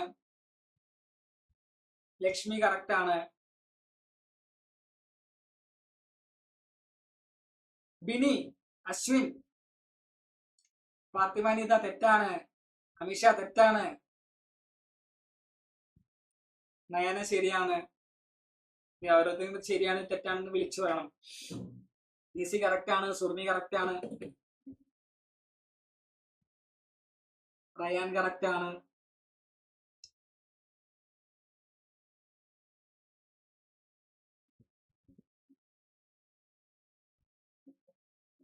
ബാക്കിയുള്ളവരെ അതിദേവൻ, അൻഫിദ, Andrea, Rinsha, ഷാഫത്ത്,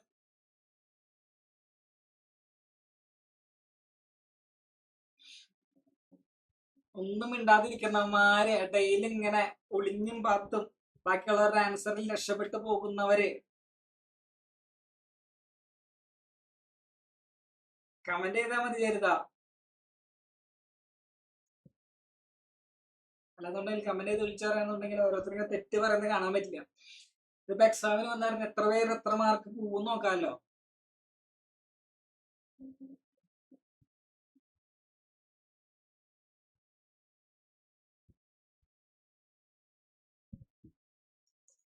അതിനു മുന്നേ ഞാൻ നിങ്ങൾക്ക് ഇന്റർഫറൻസും ഡിഫ്രാക്ഷനും പറഞ്ഞുതരാം. അപ്പൊ നിങ്ങൾക്ക് അത് കുറച്ചും കൂടി വ്യക്തമായിട്ട് മനസ്സിലാവും. എന്താണ് ഇന്റർഫറൻസ് എന്ന് പറഞ്ഞാൽ? when two or more waves of same frequencies meet or overlap at the point they combine to form a new wave. This combination of wave is called interference. രണ്ട് വേവുകൾ, രണ്ട് ലൈറ്റ് വേവുകൾ, ഈ ലൈറ്റ് വേവുകൾക്ക് എന്തായിരിക്കണം? Same frequency ആയിരിക്കണം. Same ഫ്രീക്വൻസിയിൽ വരുന്ന രണ്ട് light വേവുകൾ, ഒന്ന് then മറ്റൊന്ന്. രണ്ടുപേരും സെയിം ഫ്രീക്വൻസിയിലാണെന്നുണ്ടെങ്കിൽ, രണ്ടുപേരും ഒരേ പോയിന്റ് വെച്ച് കൂട്ടിമുട്ടുകയാണെന്നുണ്ടെങ്കിൽ രണ്ടുപേരും എന്ത് ചെയ്യും? സൂപ്പർ ഇമ്പോസ് ചെയ്യും. ഇനി ഒരു വേവ് വളരെ ചെറുതാണ്, അതിന്റെ ആംപ്ലിറ്റ്യൂഡ് ചെറുതാണെന്ന് വിചാരിക്കാം. ചെറിയ ആംപ്ലിറ്റ്യൂഡ് ഉള്ളവനാണ്, മറ്റവന്റെ കുറച്ചും കൂടി വലിയ ആംപ്ലിറ്റ്യൂഡ് ഉള്ളവനാണെന്ന് വിചാരിക്കാം. ദെൻ ഇത് കൂടി ചേരുമ്പോൾ റിസൾട്ടന്റ് വേവ് കുറച്ചും കൂടി ചെറുതാവും, റിസൾട്ടന്റ് വേവ് കുറച്ചും കൂടി ചെയ്തു. അപ്പോൾ ലൈറ്റ് വേവ് വലുതാവാണെന്നുണ്ടെങ്കിൽ അത് എന്താണ്? കൺസ്ട്രക്റ്റീവ് ഇന്റർഫറൻസ് ആണ്. ലൈറ്റ് വേവ് ചെറുതാവാണെന്നുണ്ടെങ്കിൽ അത് ഡിസ്ട്രക്റ്റീവ് ഇന്റർഫറൻസ് ആണ്. അപ്പൊ ലൈറ്റ് വേവ് പരസ്പരം സൂപ്പർ ഇമ്പോസ് ചെയ്തുകൊണ്ട് എന്തുണ്ടാക്കും? ഈക്വൽ നമ്പർ ഓഫ് ഈക്വൽ സൈസിലുള്ള ബ്രൈറ്റ് ബാൻഡും ഡാർക്ക് ബാൻഡും ഉണ്ടാക്കിക്കൊണ്ടിരിക്കും. ഈക്വൽ നമ്പറിലുള്ള ബ്രൈറ്റ് ബാൻഡും ഡാർക്ക് ബാൻഡും ഉണ്ടാക്കിക്കൊണ്ടിരിക്കും. അത് പ്രൂവ് ചെയ്യാൻ വേണ്ടിയിട്ടാണ് നമ്മൾ എന്ത് ചെയ്തായിരുന്നത്? നമ്മുടെ യങ്സിന്റെ ഡബിൾ സ്ലിറ്റ് എക്സ്പെരിമെന്റ് ചെയ്തായിരുന്നത്, ഇന്റർഫറൻസ് പ്രൂവ് ചെയ്യാൻ വേണ്ടിയിട്ട്. ഇന്റർഫറൻസ് പ്രൂവ് ചെയ്യണമെന്നുണ്ടെങ്കിൽ കണ്ടീഷൻ എന്താ? കൊഹറന്റ് സോഴ്സ് ആയിരിക്കണം, പിന്നെ മോണോക്രോമാറ്റിക് ലൈറ്റ് ആയിരിക്കണം. ഓക്കെ, മോണോക്രോമാറ്റിക് ലൈറ്റ് ആയിരിക്കണം. നമ്മൾ എന്ത് ചെയ്യുന്നു? ഒരു കൊഹറന്റ് സോഴ്സ്, ഒറ്റ ബൾബ് എടുത്തിട്ടുള്ളൂ അല്ലെ, ഈ ഒറ്റ ബൾബ് കൂട്ടി യോജിപ്പിക്കണം. അപ്പൊ നമ്മൾ എന്ത് ചെയ്യുന്നു? 2 സ്ലിറ്റ് ഉപയോഗിക്കുന്നു. 2 സ്ലിറ്റിലൂടെ ഇതിന് കടത്തി വിടുന്നു. ഇതിലൂടെ കടന്നു പോകുന്നു, ഇതിലൂടെ കടന്നു പോകുന്നു. ദെൻ 2 ലൈറ്റ് വേവ്സ് ആണ് വരുന്നത് അല്ലെ. ഈ സ്ലിറ്റിലൂടെ ഒരു ലൈറ്റ് വേവ്, ഈ സ്ലിറ്റിലൂടെ ഒരു ലൈറ്റ് വേവ്. രണ്ടുപേരും എന്ത് ചെയ്യണം? കൊഹറന്റ് സോഴ്സ് ആണ്, മോണോക്രോമാറ്റിക് ആണ്, ഇവന്മാര് കൂട്ടി യോജിക്കും. അതാണ് ഇന്റർഫറൻസ് എന്ന് പറയുന്നത്. ഇത് കൂട്ടി യോജിക്കുന്ന സ്ഥലത്ത് എന്തുണ്ടാവും? ബ്രൈറ്റും ഡാർക്കും ഒക്കെ ഉണ്ടാവും. ഈ ലൈറ്റ് വേവ്, ഒരു ലൈറ്റ് വേവ് ഇങ്ങോട്ട് പോയി ഇവിടെ ഡാർക്ക് ഉണ്ടായി, ഒരെണ്ണം ഇവിടെ പോയി ബ്രൈറ്റ് ഉണ്ടായി, ഒരെണ്ണം ഇവിടെ പോയി ബ്രൈറ്റ് ഉണ്ടായി. എപ്പോഴും സെന്ററില് ബ്രൈറ്റ് ബാൻഡ് ആയിരിക്കും. സെൻട്രൽ മാക്സിമം എന്ന് പറയുന്നത് എപ്പോഴും ബ്രൈറ്റ് ബാൻഡ് ആയിരിക്കും. ഓക്കെ, അപ്പൊ ഈക്വൽ വിഡ്ത്തിലുള്ള ബാൻഡുകളാണ് എന്തിലുണ്ടായത്? ഇന്റർഫറൻസിൽ ഉണ്ടായത്. ദെൻ നമ്മൾ എന്ത് ചെയ്യുന്നു? ഡിഫ്രാക്ഷൻ എന്ന് പറഞ്ഞാൽ, okay, diffraction is the bending or spreading of light waves when they pass through a narrow slit or around the edge of an obstacle. Okay, light വേവിന് എന്തുണ്ട്? ബെൻഡ് ചെയ്യാനുള്ള കഴിവുണ്ട്. നമുക്കറിയാം സൗണ്ട് വേവ് എന്ന് പറയുന്നത്. ഇപ്പൊ ഞാൻ എന്റെ ഫ്രണ്ടില് ഈ ഒരു ബുക്ക് വെച്ചു, എന്റെ വായിക്ക് ഫ്രണ്ടിലാണ് ഞാൻ വെച്ചിരുന്നത്. എന്റെ വായ അടച്ചു പിടിച്ചു, ഞാൻ സംസാരിക്കുന്ന നിങ്ങൾക്ക് കേൾക്കുന്നില്ലേ? ഇല്ലേ? അതെന്തുകൊണ്ടാ? എന്റെ സൗണ്ട് വേവ് എന്ന് പറയുന്നത് ഇതിൽ തട്ടി അവിടെ നിൽക്കാതെ ബെൻഡ് ചെയ്ത് അപ്പുറത്തോട്ട് പോയി, അല്ലെ? ബെൻഡ് ചെയ്ത് അപ്പുറത്തോട്ട് പോയി. ഇതേപോലെ തന്നെ ലൈറ്റ് വേവ് എന്ത് ചെയ്യും? ബെൻഡ് ചെയ്ത് ഒരു ഒബ്സ്റ്റക്കിൾ തട്ടി കഴിഞ്ഞിട്ടുണ്ടെങ്കിൽ ബെൻഡ് ചെയ്ത് അപ്പുറത്തോട്ട് പോകും. പക്ഷേ സൗണ്ട് വേവിന്റെ പോലെ അല്ല ലൈറ്റ് വേവ് എന്ന് പറയുന്നത്. ലൈറ്റ് വേവിന്റെ വേവ് ലെങ്തിനനുസരിച്ചിരിക്കും. ഒബ്സ്റ്റക്കിൾ വളരെ വലുതാണെന്ന് വിചാരിക്കാം. ഇതൊരു മുറി, അടച്ചിട്ടൊരു മുറി, ഇതൊരു അടച്ചിട്ട മുറി, പിന്നെ ഇടയിലെ ഒബ്സ്റ്റക്കിൾ വളരെ വലുതാണ്. എങ്കിൽ ഇവിടെ ഓണാക്കി ലൈറ്റ് അപ്പുറത്തോട്ട് എത്തോ? ഇല്ല. കാരണം ഈ ലൈറ്റിന്റെ വേവ് ലെങ്തിനേക്കാളും വലുതാണ് ഇവിടെയുള്ള ഒബ്സ്റ്റക്കിൾ. അപ്പൊ അപ്പുറത്തോട്ട് കടക്കില്ല, ഓഫ്കോഴ്സ് അപ്പുറത്തോട്ട് കടക്കില്ല. അങ്ങനെയല്ല, ലൈറ്റ് വേവിന്റെ വേവ് ലെങ്തിന് കമ്പയറബിൾ ആയിരിക്കണം ആ ഒബ്സ്റ്റക്കിൾ എന്ന് പറയുന്നത്, എങ്കിൽ അത് ബെൻഡ് ചെയ്ത് പോകും. അതിനാണ് ഡിഫ്രാക്ഷൻ എന്ന് പറയുന്നത്. ലൈറ്റിന് ഡിഫ്രാക്ഷൻ എന്ന് പറഞ്ഞൊരു പ്രോപ്പർട്ടി ഉണ്ട്. അത് പ്രൂവ് ചെയ്യാൻ വേണ്ടിയിട്ടാണ് യങ്സ് എന്ത് ഉപയോഗിച്ചത്? യങ്സിന്റെ സിംഗിൾ സ്ലിറ്റ് എക്സ്പെരിമെന്റ് ഉപയോഗിച്ചത്. ഓക്കെ, സിംഗിൾ സ്ലിറ്റ് എക്സ്പെരിമെന്റ് ഉപയോഗിച്ച് ഒരൊറ്റ സ്ലിറ്റിലൂടെ ലൈറ്റ് വേവിനെ കടത്തി വിടുന്നു. അങ്ങനെ ലൈറ്റ് വേവിനെ കടത്തി വിടുമ്പോൾ സെന്റർ ഭാഗത്ത് വലിയ ബാൻഡ് ഉണ്ടാകുന്നു, മാക്സിമം ബ്രൈറ്റ്നസ് ഉണ്ടാക്കുന്നു. ഓക്കെ, സെന്ററിൽ മാക്സിമം ബ്രൈറ്റ്നസ് ഉണ്ടാക്കുന്നു. ദെൻ ലൈറ്റ് വേവിന് ബെൻഡിങ് നേച്ചർ ഇല്ലായിരുന്നു എന്നുണ്ടെങ്കിൽ സെന്ററിൽ മാത്രം ഒരു ബ്രൈറ്റ് ബാൻഡോ ബ്രൈറ്റ് ബാൻഡ് ഉണ്ടാവുള്ളായിരുന്നു. പക്ഷെ അങ്ങനെയല്ല. ഇവിടെയും ബ്രൈറ്റ് ബാൻഡ് ഉണ്ടായി, ഇവിടെയും ബ്രൈറ്റ് ബാൻഡ് ഉണ്ടായി, ഇവിടെയും ബ്രൈറ്റ് ബാൻഡ് ഉണ്ടായി, ഇവിടെയൊക്കെ ഉണ്ടായി. അപ്പൊ അതിനർത്ഥം സ്ട്രെയിറ്റ് ആയിട്ട് മാത്രമല്ല, അത് ബെൻഡ് ചെയ്ത് പോകും എന്ന് നമുക്ക് മനസ്സിലായി. ഈ ഒരു എക്സ്പെരിമെന്റിലൂടെ ലൈറ്റ് വേവ് ബെൻഡ് ചെയ്ത് പോകുമെന്ന് മനസ്സിലായി. പക്ഷേ ഉണ്ടാകുന്ന ബാൻഡുകൾ ഇന്റൻസിറ്റി കുറഞ്ഞവരായിരിക്കും മാത്രം, അല്ല, ഇന്റൻസിറ്റി കുറഞ്ഞവരായിരിക്കും. അപ്പൊ ഇതിന്റെ ഇന്റൻസിറ്റി ഡിസ്ട്രിബ്യൂഷൻ കർവ് വരയ്ക്കാൻ പറഞ്ഞാൽ ഇത് വരച്ചേക്കണം. ഈ ഗ്രാഫ് നടുക്കുളം വളരെ വലുതായിരിക്കും, ഈ ഗ്രാഫ് വരച്ചേക്കണം. ഓക്കെ, ഇതിന്റെ ഡാർക്ക് ബാൻഡിന്റെയും ഇതിനൊക്കെ ഇക്വേഷൻ ഞാൻ ക്ലാസ് എടുത്തപ്പോൾ പറഞ്ഞിട്ടുണ്ട്, അത് നോക്കി വയ്ക്കാം. ഇനി ഈ ചോദ്യത്തിലോട്ട് കടന്നേ, എന്തായിരിക്കും ഈ തെറ്റ് പറഞ്ഞവരൊക്കെ? 1 പറഞ്ഞ ആദിദേവ്, ദെൻ ബിനി, ഭാവപ്രിയ. ഒന്ന് നോക്കിക്കേ, interference fringes are unequal width. ആണോ? ഇന്റർഫറൻസിന്റെ ഫ്രിഞ്ചസ് ഒക്കെ സെയിം വിഡ്ത്ത് അല്ലേ? അപ്പോ തെറ്റാണ്. Then diffraction fringes are same width. ആണോ? ഡിഫ്രാക്ഷന്റെ സെന്ററിലാണ് ഏറ്റവും വലിയ വിഡ്ത്ത് ഉള്ളത്. തെറ്റാണ്. ദെൻ കൂടുന്നവർ കുറഞ്ഞു വരും. Then interference fringes are equal. ശരിയാണ്. ദെൻ ഡിഫ്രാക്ഷൻ ഫ്രിഞ്ചസ് ആർ എന്താണ് ഡിഫറെന്റ് വിഡ്ത്ത്. ശരിയല്ലേ? മൂന്നാമത്തെ അല്ലേ ശരി? നാലാമത്തെ both interference and diffraction different, അത് തെറ്റാ. മൂന്നാമത്തെ ആണ് ശരി. മൂന്നാമത്തെ ആണ് ശരി. അപ്പൊ ഇങ്ങനെ വേണം പഠിക്കാൻ. പഠിക്കുമ്പോ കുറച്ചും കൂടെ വ്യക്തതയിൽ പഠിക്കണം. വെറുതെ കണകുണ പഠിച്ചു പോയിട്ട് കാര്യമില്ല. ഓക്കെ, ദെൻ ഡിഫ്രാക്ഷനും പഠിച്ചു, അതും പഠിച്ചു.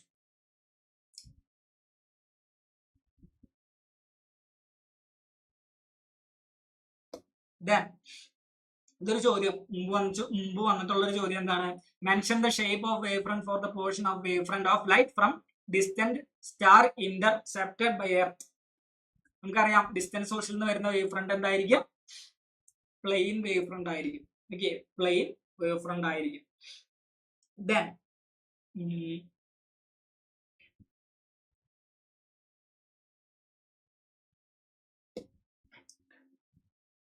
ഇതും ഇതേപോലെ തന്നെ എന്താണ് സ്കെച്ച് ചെയ്യാൻ പറഞ്ഞിരിക്കുന്നത്?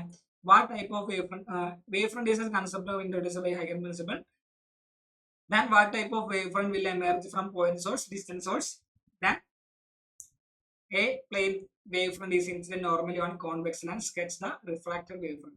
ഒക്കെ നമുക്കറിയാം. കണ്ടോ, വരയ്ക്കാൻ പറഞ്ഞ് ചോദിച്ചിരിക്കുന്നുണ്ടോ? ഇതേപോലെ വരയ്ക്കാൻ പറഞ്ഞു എക്സാമിന് ചോദിക്കാം. ഓക്കെ, ചിത്രം വരയ്ക്കാൻ പറഞ്ഞു എക്സാമിന് ചോദിച്ചെന്ന് വരാം. ദെൻ ഈ ഒരു ചോദ്യം മാലൂസ് ലോ ഉപയോഗിച്ച് കണ്ടെത്തേണ്ടതാണ്. മാലൂസ് ലോ ഉപയോഗിച്ച് കണ്ടെത്തേണ്ടതാണ്. If the angle between the path axis of polarizer and analyzer is 45 degree, write the ratio of the intensity of the original light and the transmitted light after passing through the polarizer. Okay, അപ്പോൾ original light എന്നുള്ളത് output light എന്ന് പറഞ്ഞാൽ I ആണ്. നമുക്ക് equation അറിയാം. I is equal to I nought. അതായത് വരുന്ന light, original light നമ്മൾ ഐ ആക്കി എടുത്തു. ദെൻ ഇവിടെ പീക്ക് ഉള്ളതിനെ ചിത്രത്തിൽ കാണിച്ചു തരാം. ഇവൻ ഐ ബൈ ടു. ഓക്കെ, ഇവനും ഐ ബൈ ടു. ദെൻ ഇവൻ ഐ ബൈ ടു. ഇവിടെ ഉള്ളത് 0 ആണ്. ഓക്കെ, വരുന്ന ലൈറ്റിന്റെ ഇന്റൻസിറ്റി ഐ ആണ്. ഈ ഇന്റൻസിറ്റി പോളറൈസറോട് കടന്നതിന് ശേഷം പ്ലെയിൻ പോളറൈസറിന്റെ ഐ ബൈ ടു ആണെന്ന് വിചാരിക്കാം. ഓക്കെ, ഐ ബൈ ടു ആണെന്ന് വിചാരിക്കും.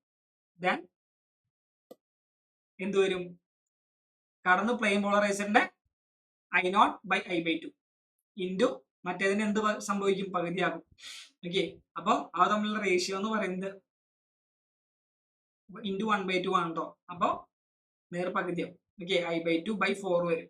അപ്പൊ ആദ്യത്തവൻ ഐ നോട്ട് ആണ്. ദെൻ രണ്ടാമത്തവൻ ഐ നോട്ട് ബൈ 2 ആണ്.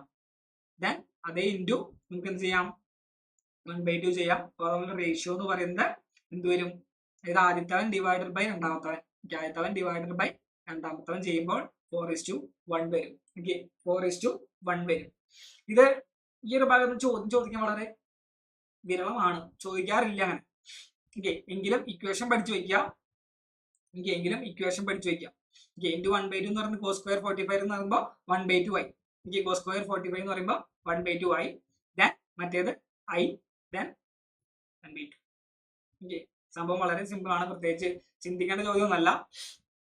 അപ്പോൾ പ്ലെയിൻ പോളറൈസർ ലൈറ്റ് എന്ന് പറഞ്ഞാൽ നോട്ട് ആക്കി എടുത്തു. നിങ്ങൾക്ക് എന്ത് വേണമെങ്കിലും എടുക്കാം. ഞാനിപ്പോൾ ചിത്രത്തിൽ ചെറിയ മാറ്റം വരുത്തി കാണിച്ചു തന്നു. അല്ലാന്നുണ്ടെങ്കിൽ നിങ്ങൾക്ക് എന്ത് വേണമെങ്കിലും ആക്കി എടുക്കാമായിരുന്നു അത്. ഓക്കെ, അപ്പോൾ സെറ്റ്. ഒന്നും കൂടെ പറഞ്ഞുതരാം. അതായത് പ്ലെയിൻ പോളറൈസർ ലൈറ്റിൽ നിന്ന് വരുന്ന ലൈറ്റിന്റെ ഇന്റൻസിറ്റി എന്താണ്? ഐ ആണ്, ഐ നോട്ട് ആണ്. ഓർഡിനറി ലൈറ്റ് എഴുതി വെച്ചു. ഓക്കെ, ദെൻ കടന്നു വരുന്ന ലൈറ്റ്, പോളറൈസറിലൂടെ കടന്നു വരുന്ന ലൈറ്റ് എന്താണ്? I is equal to I not by 2 then into cos square 45. Okay, then cos square 45 എന്ന് പറയുമ്പോൾ 1/2 ആണ്. ചെയ്തു വരുമ്പോൾ ഐ നോട്ട് ബൈ 4 വരും. അപ്പൊ രണ്ടാമത്തവൻ കിട്ടി. രണ്ടാമത്തവൻ എന്ന് പറയുന്നത് ആരാണ്? കടന്നു വന്ന ലൈറ്റിന്റെ ഇന്റൻസിറ്റി എന്ന് പറയുന്നത്, അതായത് ടോട്ടലി അനലൈസറിലൂടെയും പുറത്തു വന്നവൻ, ആംഗിൾ വെച്ച് പുറത്തു വന്നവൻ എത്രയാണ്? ഐ നോട്ട് ബൈ 4 ആണ്. ഞാൻ ഇവന്മാർ തമ്മിലുള്ള റേഷ്യോ കണക്കാക്കാൻ പറഞ്ഞാൽ ഐ നോട്ട് ബൈ 4. അപ്പൊ നമുക്ക് എന്ത് കിട്ടും? 4:1 എന്ന് കിട്ടും. ഓക്കെ, 4:1 എന്ന് കിട്ടും. സിമ്പിൾ ആണ്. ഓക്കെ, സിമ്പിൾ ആണ്. ഇത്രേ ഉള്ളൂ. ദെൻ അടുത്തത് അവസാന ചോദ്യം. ചോദ്യമല്ല, നിങ്ങൾ പഠിച്ചു വെക്കേണ്ട കാര്യം. ഓക്കെ, ഇന്റർഫറൻസും ഡിഫ്രാക്ഷനും തമ്മിലുള്ള ഡിഫറൻസ്. ഓക്കെ, ഇന്റർഫറൻസും ഡിഫ്രാക്ഷനും തമ്മിലുള്ള ഡിഫറൻസ്. നോക്കിക്കേ എന്താണ്? It is the result of superposition of secondary waves starting from two different wavefronts. Then എന്താണ് diffraction എന്ന് പറഞ്ഞാൽ it is the result of superposition of secondary waves starting from the different parts of the same wavefront. Okay, same wavefront ആണ് അല്ലെ? രണ്ട് സ്ലിറ്റിലൂടെ കടന്നു പോകുമ്പോഴുള്ള കാര്യം ചിന്തിച്ചാൽ മതി. Then all bright fringes are same intensity. എല്ലാ ബ്രൈറ്റ് ഫ്രിഞ്ചസിനും സെയിം ഇന്റൻസിറ്റി ആണ് അല്ലെ? ഇന്റർഫറൻസിലെ എല്ലാ ബ്രൈറ്റ് ഫ്രിഞ്ചസിനും സെയിം ഇന്റൻസിറ്റി ആയിരുന്നു. ദെൻ ഡിഫ്രാക്ഷനിൽ അങ്ങനെയല്ല. ബ്രൈറ്റ് ഫ്രിഞ്ചസിന്റെ ഇന്റൻസിറ്റി സെന്ററിൽ മാക്സിമം ആണ്. ദെൻ സൈഡിലോട്ട് പോകും തോറും കുറഞ്ഞു വരാം ബ്രൈറ്റ് ഫ്രിഞ്ചിന്റെ intensity. Then all bright and dark fringes are equal width. Then the width of the central bright fringe is twice the width of any secondary maxima. Okay, അപ്പൊ ഇതാണ് ഡിഫ്രാക്ഷനും ഇന്റർഫറൻസും തമ്മിലുള്ള ഡിഫറൻസ് എന്ന് പറയുന്നത്. വളരെ ഇമ്പോർട്ടന്റ് ആണ്. ഓക്കെ, ദെൻ ഇതൊക്കെ ഇതെല്ലാരും ഞാൻ material include ചെയ്തിട്ടില്ല. ഓക്കെ, ഇവിടെ തന്നിരിക്കുന്ന എല്ലാ ക്വസ്റ്റ്യൻസും ഞാൻ മെറ്റീരിയൽ ഇൻക്ലൂഡ് ചെയ്തിട്ടില്ല. കുറച്ച് ക്വസ്റ്റ്യൻസ് 10, 20, 21 ക്വസ്റ്റ്യൻസ് ഞാൻ മെറ്റീരിയൽ ഇൻക്ലൂഡ് ചെയ്തിട്ടുള്ളൂ. അപ്പൊ നിങ്ങള് ഇവിടെ എടുത്ത ക്വസ്റ്റ്യൻസും കൂടെ എന്ത് ചെയ്യണം? ചെയ്ത് പഠിക്കണം. എങ്ങനെ ചെയ്ത് പഠിക്കും? നിങ്ങൾ എല്ലാവരും ലിങ്ക് വാങ്ങി കാണാറുണ്ടോ? ക്ലാസിന്റെ എക്സ്ട്രാ ക്വസ്റ്റ്യൻസ് എടുത്തു എന്ന് പറഞ്ഞിട്ടും ഈ ക്വസ്റ്റ്യൻസ് എപ്പോഴെങ്കിലും ലിങ്ക് വാങ്ങി കാണാറുണ്ടോ? ചെയ്ത് പഠിക്കാറുണ്ടോ? ഉണ്ടോ? നിങ്ങളോട് ചോദിക്കുന്നേ, നിങ്ങൾ നീ മിണ്ടാതിരിക്കുന്നേ, വേറെ ചോദിക്കുന്നേ, പറഞ്ഞേ. ചെയ്ത് പഠിക്കാറുണ്ടോ?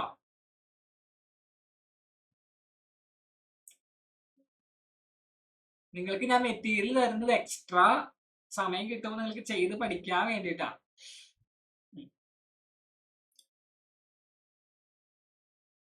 ഫിസിക്സ് എന്ന് പറയുമ്പോൾ നമുക്കറിയാം, ഞാൻ വീണ്ടും നിങ്ങൾക്ക് പറയുന്നത്, വീണ്ടും നിങ്ങളെ പേടിപ്പിക്കുന്നതല്ല, ഓർമ്മിപ്പിക്കുന്നതാണ്. നമ്മുടെ റിവിഷനും കാര്യങ്ങളൊക്കെ കംപ്ലീറ്റ് ആയി.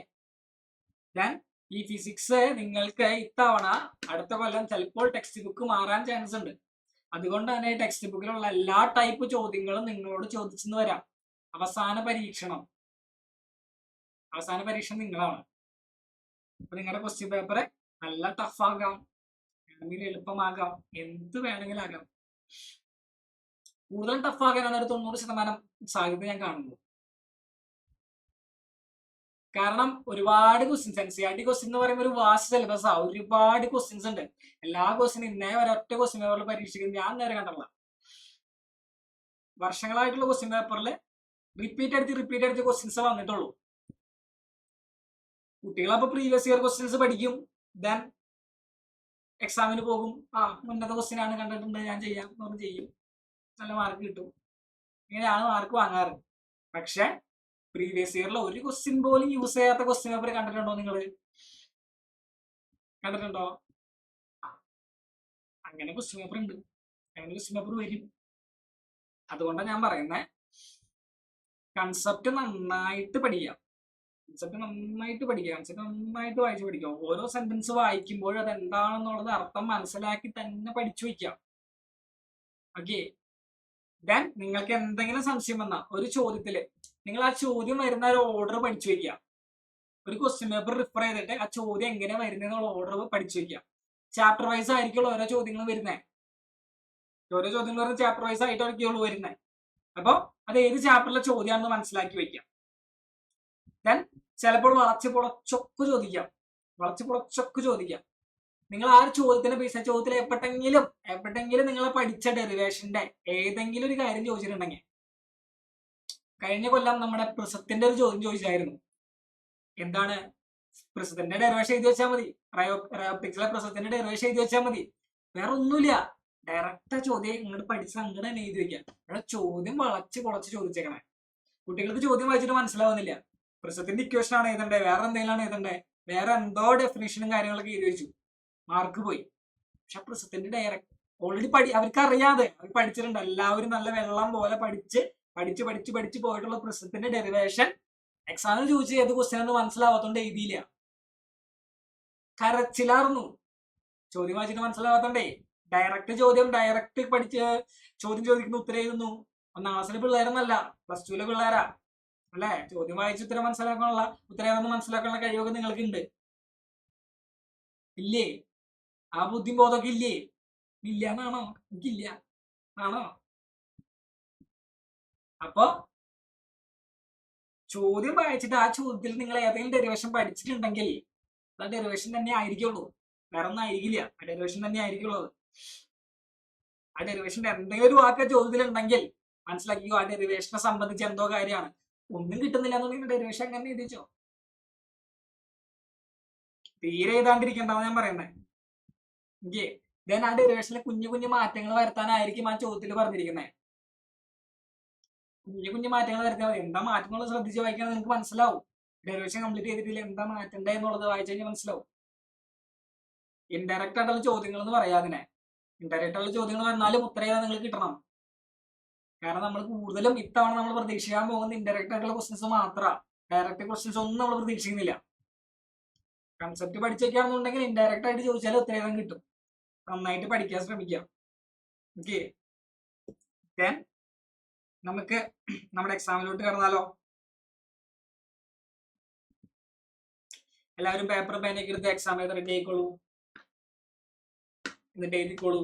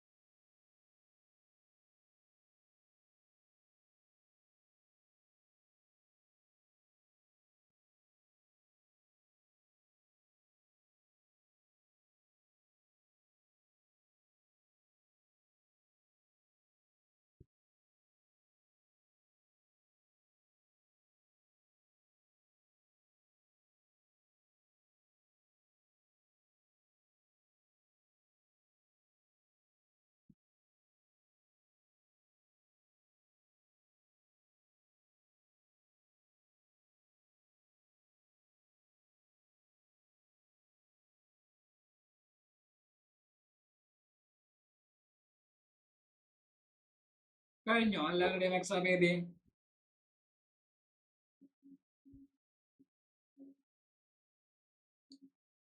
എല്ലാവരുടെയും കഴിഞ്ഞോ? എക്സാമിന്റെ ടൈം ആകുമ്പോഴേക്കും ആദ്യം ഉണ്ടായ അറ്റൻഡൻസ് ഇല്ല. എക്സാം എഴുതാണ്ട് ഈ മുങ്ങുന്നവർ, എക്സാം എഴുതാണ്ട് ഒരുപാട് പേര് മുങ്ങുന്നുണ്ട്. അപ്പോ നിങ്ങൾ എക്സാം എഴുതി എഴുതി എഴുതി മടുപ്പിക്കുക എന്നല്ല ഉദ്ദേശം. നമ്മുടെ എക്സാം എഴുതി എഴുതി എഴുതി എക്സാം നിങ്ങൾക്ക് ഇത്രയും എളുപ്പത്തിൽ എഴുതാൻ പറ്റണം. നിങ്ങളുടെ റൈറ്റിംഗ് സ്പീഡ് വർദ്ധിക്കണം. ക്വസ്റ്റ്യൻസ് നിങ്ങൾ ഓരോന്ന് ക്വസ്റ്റ്യൻസ് കാണുമ്പോൾ ക്വസ്റ്റ്യനോട് പേടി നിങ്ങളുടെ പോകണം. എക്സാം നിങ്ങൾ കൂളായിട്ട് എഴുതാൻ പറ്റണം. ടെൻഷൻ അടിച്ച് എക്സാം കൊള്ളാവുന്ന ഒരുപാട് കുട്ടികളുണ്ട്. ദെൻ നമ്മൾ സ്കൂളിൽ പഠിക്കുമ്പോൾ, അതായത് നമ്മൾ സ്കൂളിൽ പഠിക്കുന്നത് കുറച്ച് സബ്ജക്റ്റുകൾ പഠിക്കുന്നു, ആ സബ്ജക്റ്റിൽ നിന്ന് നമുക്ക് നല്ല മാർക്ക് കിട്ടുന്നു. ആ മാർക്കിന് വേണ്ടി മാത്രമല്ല നമ്മൾ പഠിക്കുന്നത്, നമ്മുടെ ക്യാരക്ടർ ഡെവലപ്മെന്റും കൂടിയാണ്. ഈ ഒരു പ്രായത്തിൽ വെച്ചാണ് നമ്മുടെ ക്യാരക്ടർ ഡെവലപ്പ് ചെയ്യുക. അതായത് അനുസരണശീലം, പങ്ക്ച്വാലിറ്റി, അങ്ങനെ ഒരുപാട് കാര്യങ്ങളുണ്ട്. അത് ഈ ഒരു പ്രായത്തിലാണ് ഡെവലപ്പ് ചെയ്ത് വരാം. ഈ ഒരു പ്രായത്തിൽ അതൊന്നും പാലിക്കാത്തവര് കുറച്ചും കൂടി വലുതായി കഴിയുമ്പോൾ പിന്നെയും ഉഴപ്പിലോട്ടാണ് പോകത്തുള്ളൂ. കാരണം +2 കഴിഞ്ഞ് നിങ്ങൾ പോകുന്നത് കോളേജിലോട്ടാണ്. കോളേജ് എന്ന് പറയുമ്പോൾ +2-ലുള്ള പോലെയല്ല, ഫുൾ ഫ്രീഡാണ്. ഫുൾ ഫ്രീഡം എന്ന് പറഞ്ഞാൽ ഫുൾ ഫ്രീഡാണ്. തോന്നിയ പോലെ നടക്കാം, എങ്ങനെ വേണം നടക്കാം. അപ്പോ ഈ ക്യാരക്ടർ നന്നായിട്ട് ഡെവലപ്പ് ചെയ്ത കുട്ടികൾ, അതായത് +2 വരെ നന്നായിട്ട് എല്ലാ കാര്യങ്ങളും പക്കയായിട്ട് അനുസരിച്ച് പോയ കുട്ടികൾ ഒരിക്കലും എന്ത് പറയാ +2 നമ്മുടെ കോളേജിലൊക്കെ എത്തുമ്പോൾ അലമ്പായിട്ട് പോകാൻ സാധ്യത വളരെ കുറവാണ്. വളരെ കുറവെന്ന് പറഞ്ഞാൽ വളരെ കുറവാണ്. അത് കഴിഞ്ഞ് പിന്നീട് നന്നാവുന്നവരുണ്ട്. കോളേജൊക്കെ അലമ്പായിട്ട് പോയിട്ട് പിന്നീട് നന്നാവുന്നവരുണ്ട്. ഞാനത് പ്രത്യേകം പറയാൻ കാരണം എന്താന്ന് വെച്ച് കഴിഞ്ഞിട്ടുണ്ടെങ്കിൽ, നമ്മള് എപ്പോഴും പറയാറുണ്ട് ക്ലാസ്സിൽ അറ്റൻറ്റീവ് ആയിരിക്കണം, കറക്റ്റ് ആയിട്ട് കയറണം. അത് കറക്റ്റ് ആയിട്ട് കയറുന്നവർ, കറക്റ്റ് ആയിട്ട് എക്സാം അറ്റൻഡ് ചെയ്യുന്നവർ, ഇവർക്കൊക്കെ പറഞ്ഞതിനോട് ഒരാൾ പറയുന്നുണ്ട്, ആ പറയുന്നത് നമുക്ക് എന്തെങ്കിലും ഒരു വാല്യൂ കൊടുക്കണം എന്നുള്ളതായിരിക്കും. നിങ്ങള് ഇവിടെ ഇരിക്കുന്ന ഓരോരുത്തരും, ഇവിടെ ഇരിക്കാത്ത ഒരുപാട് പേരുണ്ട്, ഇവിടെ ഇരിക്കുന്ന ഓരോരുത്തർക്കും 26 പേരോളുണ്ട്, 25 പേരോളുണ്ട്. അപ്പൊ നിങ്ങളെ പറ്റി ഞാൻ അപ്രീഷിയേറ്റ് യുവർ പേഷ്യൻസ്. നല്ല കാര്യം. കാരണം എന്താന്ന് വെച്ച് കഴിഞ്ഞിട്ടുണ്ടെങ്കിൽ അതില്ലാത്തവന്മാരുണ്ട്, ഇല്ലാത്തവരുണ്ട്. ചിലപ്പോൾ പല സാഹചര്യങ്ങളായിരിക്കാം, എന്തായാലും ആയിക്കോട്ടെ. അപ്പോ നമുക്ക് എന്തെങ്കിലും നമുക്ക് അത്ര അത്യാവശ്യമുള്ള കാര്യങ്ങൾ നമ്മൾ ചെയ്യൂലേ, ഇല്ലേ? നമുക്ക് വേണ്ടപ്പെട്ട ഒരാള്, നമ്മൾ വളരെ വേണ്ടപ്പെട്ട ഒരാൾ ഇപ്പോൾ ഹോസ്പിറ്റലിലാണ് എന്നുണ്ടെങ്കിൽ നമ്മൾ രാവിലെ മുതൽ വൈകുന്നേരം മുതൽ രാവിലെ വരെ ചിലപ്പോൾ ഉറങ്ങാണ്ട് അവിടെ കുത്തിരിക്കും. നമ്മുടെ നീടാണത്. അവർക്ക് കൂട്ടിരിക്കുക എന്നുള്ളത് നമ്മുടെ നീടാണ്, നമ്മൾ ചെയ്യും. ഈ പഠിക്കുക എന്നുള്ള കാര്യവും നമ്മുടെ നീട് തന്നെയാണ്. ആ ഒരു കാര്യം തിരിച്ചറിവ് നിങ്ങൾക്ക് ഉണ്ടാവണം. അതെനിക്ക് ആവശ്യമില്ല എന്നുള്ളവരാണ് ഈ നേരത്തെ എക്സാം അറ്റൻഡ് ചെയ്യാതെയും എനിക്ക് ഇറങ്ങി പോകുന്നവര്, അല്ലേ? ചിന്തിച്ചു നോക്കി നിങ്ങള്. ഓഫ്കോഴ്സ് അത് തന്നെയാണ്. അപ്പോ ഈ ഒരു പ്രായത്തിൽ എന്ത് ചെയ്യാ, മാക്സിമം ക്യാരക്ടർ നന്നായിട്ട് ഡെവലപ്പ് ചെയ്യാൻ ശ്രമിക്കുക. ഒരു കുഴപ്പം കൂടാതെ നന്നായിട്ട് പോവാ. കലമ്പാനൊക്കെ ഒരുപാട് സമയമുണ്ട്. അപ്പൊ നല്ല കുട്ടികളായിരിക്കുക, നല്ല വ്യക്തികളായിരിക്കുക. അതാണ് എഡ്യൂക്കേഷന്റെ പ്രത്യേകത. വിദ്യാഭ്യാസം ഇല്ലാത്തവർക്ക് എന്താ പറയാ, വിദ്യാഭ്യാസം ഇല്ലാത്തവർക്ക് അത്ര വലിയ അറിവോ വിവരോ കാര്യങ്ങളൊന്നും ഉണ്ടാവൂല. താനും അവരുടെ ക്യാരക്ടർ അത്ര അടിപൊളി ആവണമെന്നില്ല. വിദ്യാഭ്യാസത്തിന്റെ ഗുണം അതൊക്കെയാ. ഓക്കെ, ദെൻ ഞാൻ ആൻസറിലോട്ട് കിടക്കാണ്. ചിത്രം വരയ്ക്കുമ്പോ ഞാൻ വരച്ചെന്ന പോലെ ചിത്രം കോൺവെക്സ് ലെൻസിന്റെ പോയിന്റ് സോഴ്സ് ഉണ്ടാക്കുന്നത് നമുക്കറിയാം, അല്ലേ?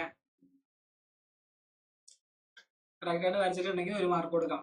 ദെൻ വേവ് ഫ്രണ്ട് എന്ന് പറഞ്ഞാൽ wave front is defined as the locus of all particles which are vibrating in the same phase. Correct ആയിട്ട് വരച്ചെങ്കിൽ 1 മാർക്ക് കൊടുക്കാം. Okay, 2 mark. ദെൻ ഹൈഗിന്റെ പ്രിൻസിപ്പിള് എക്സ്പ്ലെയിൻ ചെയ്യാൻ പഠിക്കണം. ചിത്രം വരച്ചു വെക്കണം, എക്സ്പ്ലെയിൻ ചെയ്യണം. വളരെ സിമ്പിൾ ആയിട്ട് നമുക്ക് എക്സ്പ്ലെയിൻ ചെയ്യാം. ചിത്രം വരച്ചിട്ട് ആ ചിത്രം അതേപോലെ തന്നെ എക്സ്പ്ലെയിൻ ചെയ്താൽ മതി. ഓക്കെ,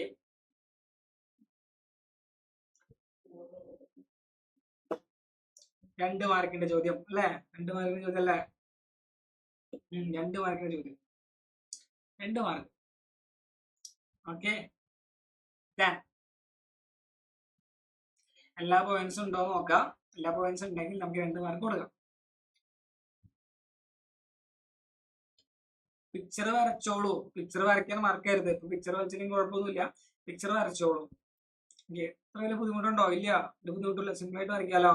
ഒരു പോയിന്റ് സോഴ്സ് വരയ്ക്കുന്നു, ഒരു പ്രൈമറി വേവ് ഫ്രണ്ട് വരയ്ക്കുന്നു, ദെൻ എല്ലാ പോയിന്റ്സിനും സോഴ്സ് ഉണ്ടാക്കുന്നു, സെക്കൻഡറി വേവ്ലെറ്റ്സ് വരയ്ക്കുന്നു, ഒരു വരെ വരയ്ക്കുന്നു. ഇത്ര ഉള്ളു, കഴിഞ്ഞു. വരയ്ക്കുന്നു, ഇത്ര പാട് വരയ്ക്കാം. Okay, then fourth question laws of reflection prove ചെയ്യാനാണ് പറഞ്ഞിരിക്കുന്നത്. ചിത്രത്തിനാണ് മാർക്ക്, ചിത്രമാണ് നിർബന്ധമായിട്ട് വേണ്ടത്. ചിത്രം ഇല്ലാന്നുണ്ടെങ്കിൽ മാർക്ക് കൊടുക്കാൻ പറ്റില്ല. ഓക്കെ, ചിത്രത്തിനാണ് മാർക്ക്, ചിത്രം ഇല്ലാന്നുണ്ടെങ്കിൽ മാർക്ക് കൊടുക്കാൻ പറ്റില്ല. ദെൻ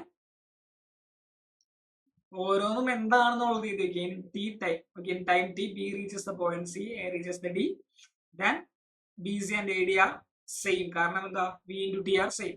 ഓക്കെ, ഡിസ്റ്റൻസ് സെയിം ആയിരിക്കും. Then angle of incidence, angle of S എന്ന് പറയുന്നത് കോമൺ സൈഡ് ആണ്. ദെൻ ട്രയാംഗിൾ രണ്ടും കൺസിഡർ ചെയ്യുമ്പോൾ നമുക്ക് എന്ത് കിട്ടും? ആംഗിൾ ബിയും ആംഗിൾ ഡിയും 90 ഡിഗ്രി ആണ്. രണ്ട് സൈഡ്സും ഒരു ആംഗിളും സെയിം ആണെന്നുണ്ടെങ്കിൽ ആ ട്രയാംഗിൾ എന്തായിരിക്കും? കോൺഗ്രുവന്റ് ആയിരിക്കും. കോൺഗ്രുവന്റ് ആണെന്നുണ്ടെങ്കിൽ നമുക്ക് എന്ത് പറയാം? I is equal to R എന്ന് പറയാം. ഇവിടെ വരെ എഴുതി കഴിഞ്ഞാൽ നമുക്ക് മാർക്ക് കിട്ടും.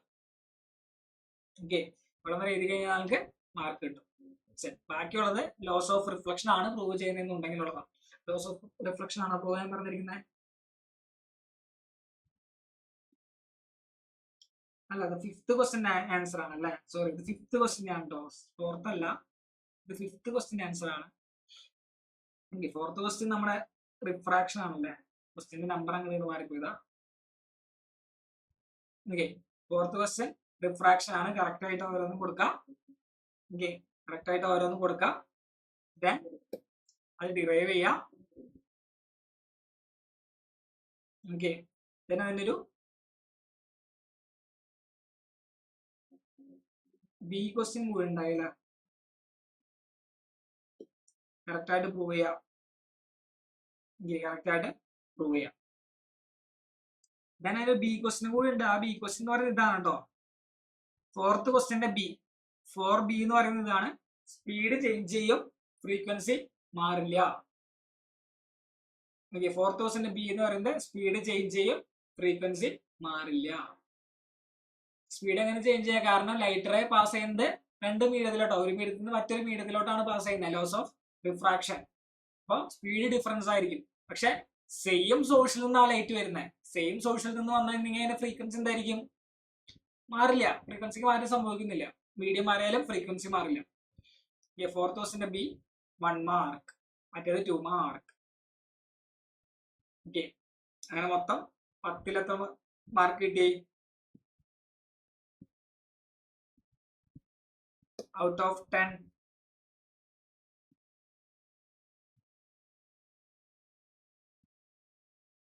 10 out of 10. Okay, 10 out of 10. 9, 10. Okay, കുഴപ്പമൊന്നുമില്ല. അപ്പൊ നമ്മുടെ റിവിഷൻ കംപ്ലീറ്റ് ആയിരിക്കുന്നു. നമുക്കിനി ഒരു ക്ലാസ്സും കൂടി വരുന്നുണ്ട്. ആ ക്ലാസ്സിൽ നമ്മൾ മാക്സിമം ക്വസ്റ്റ്യൻ പേപ്പർ ആയിരിക്കും, ഒരൊറ്റ ക്വസ്റ്റ്യൻ പേപ്പർ ഡിസ്കസ് ചെയ്യാം. നമ്മുടെ ടൈം നമുക്ക് ഉണ്ടാവുള്ളൂ. ഇത് പ്രീവിയസ് ഇയറിലെ ക്വസ്റ്റ്യൻസ് ഒക്കെ വളരെ ഇമ്പോർട്ടൻ്റ് ആയിട്ടുള്ള ക്വസ്റ്റ്യൻസ് നമുക്ക് ഫിൽട്ടർ ചെയ്തെടുത്ത് നമുക്ക് ഡിസ്കസ് ചെയ്യാം. ഓക്കെ, എല്ലാവരും നല്ല മാർക്ക് വാങ്ങാം. തെറ്റിയവരുണ്ട്, മാർക്ക് കുറയുന്നവരുണ്ട്. അതിന് പഠിക്കാൻ ശ്രമിക്കുക. അപ്പൊ എല്ലാവർക്കും tata, bye bye, see U.